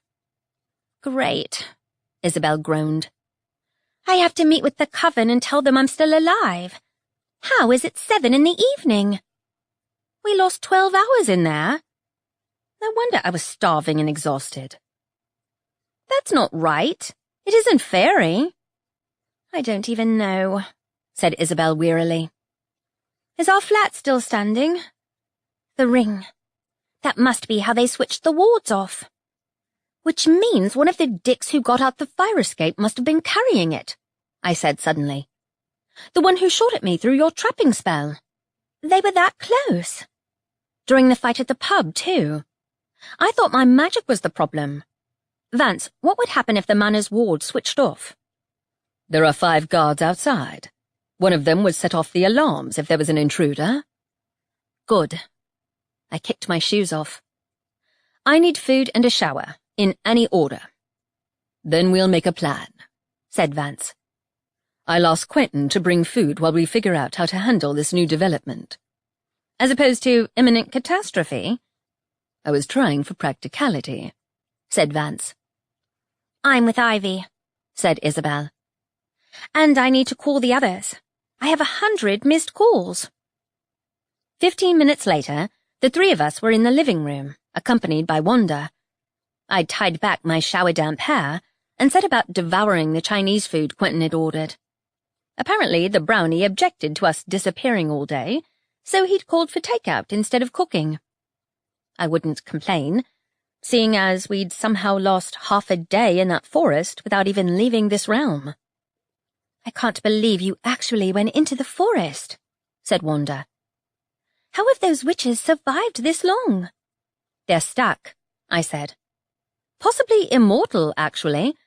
I couldn't figure it out exactly. Seemed more like forced immortality than the sort the she have. which sounded like a slow form of torture to me. Isabel shuddered. Yeah, their magic felt different to any witches I've been around before. I thought the stories about the Hemlock Coven were rumors. I heard stories, said Wanda, but I didn't know how deeply my grandmother was involved with them. Either she has a tongue-tying spell on her, or she's hiding information on purpose, I said, putting down my empty food carton. Which I wouldn't put past her. She used to be less reticent. Vance gave me an apologetic look. With regards to the witches, it does appear some enchantment has taken place. If she knew about the creature in the forest, she'll have been sworn to secrecy. Honestly, I don't give a crap what she thinks. Let her keep her secrets. We need to find out who the assassins are working with. I sighed. And I'd bet my sword it's the dick who stole the damn ring in the first place. Whether Fion's behind this scheme or not, we need to work out where the ring is now, said Isabel. You'd think Summer would have noticed it was missing. Careless morons. It's not the first talisman they've lost. Vance looked back at me. No, it isn't. But the ring cancels out magic. That limits the number of places it might be hiding. If one of the assassins who attacked your house was carrying it, they must have been gone when you used your magic to fight the Fae kind. Yeah, you're right. I guess it depends how wide a range it affects. Can't be that far. Could you use your ability when you were hiding on the landing, before that guy shot at me? He frowned. I did, yes. How far were you from the assassin? Less than 10 feet, but there was a door in the way. I think I'm right. The ring's effect must have a really small range. No wonder nobody's noticed. But what about those malfunctioning spells? Asked Isabel, her forehead pinched. Unless the person carrying the ring was moving about. Or the ley line did something weird to the effects, like it does with other spells. It sounds like a mage ability, said Wanda. Most of us only have a 10-foot range or so. I can't conjure up a snowstorm on the other side of the city. Vance is an exception, though most people outside of the mages think he can only reach 15 feet. More like 5 miles, I said. Pity we haven't actually seen the ring. Otherwise you might be able to get it away from them. I wouldn't, said Vance. It repels magic, so I imagine it affects the person carrying it as well as my own ability. Even if it did work, we'd have to quickly decide how to dispose of it without disbanding our own wards. Shit, yeah. No wonder the assassins must be passing it amongst themselves, before it negated the spells they were using themselves. I'd been dead right when I'd called the talisman a double-edged sword. Did any of your mages report their abilities suddenly not working during the fight? Vance's brow furrowed. I need to ask for a more in-depth update from each of them. He stood. You too, Wanda. Are you going to tell them what they're facing? I asked. Yes, said Vance. We aren't sworn to secrecy. The assassins are unlikely to be able to track down the Hemlock Coven. While they left the room, I turned to Isabel. Don't put your foot down, but I have an idea. Oh no. You haven't heard it yet. I know what you're like, Ivy. We need to corner the assassins. It's the quickest way to get answers. The only way to track the ring is to find where magic isn't working. It'd take too long, especially if they're passing it around and it only affects a small range. But all our leads are a bust. Trackers don't work. Unless Vance keeps teleporting to different places until he finds somewhere he can't use his ability. But if they're running around like headless chickens, even that isn't really workable. We don't want Vance to burn out his ability if Fion's waiting to ambush us either, I said. You have a coven meeting tomorrow morning, right? Isabel nodded. Yeah? What do I do? Ambush them there? No. I do. I pretend to be you, just long enough to catch them. You and the coven can be waiting with the mages. We'll swarm them. Isabel's mouth twisted. I don't like it. If they shoot you, I'm immune. You won't get a second chance. Neither will Vance or any of the other witches or mages. Isabel sighed and rubbed her eyes. I'll think of something. I have to make another call. To your necromancer friend? Yes. He's slightly concerned that I disappeared all day. Tell him I dragged you off on a mission to find some old witches. Have you told him about me? A little. I think Colby's been telling the other necromancers how amazing you and Vance are. I snorted. Everyone knows about me by now. Is he nice, at least? Of course. Isabel hadn't dated anyone in a couple of years. Juggling our business with various witch responsibilities and coven meetings every other evening made it difficult. But half the coven hates necromancers. Oh. Yeah, basically. She sighed. I haven't liked anyone in a long time. And really, being the head of the coven means I can do what I want to. I just don't want to mess things up. You won't. He raises dead people. Have you forgotten some of the first dates I've been on? Her mouth tugged into a reluctant smile.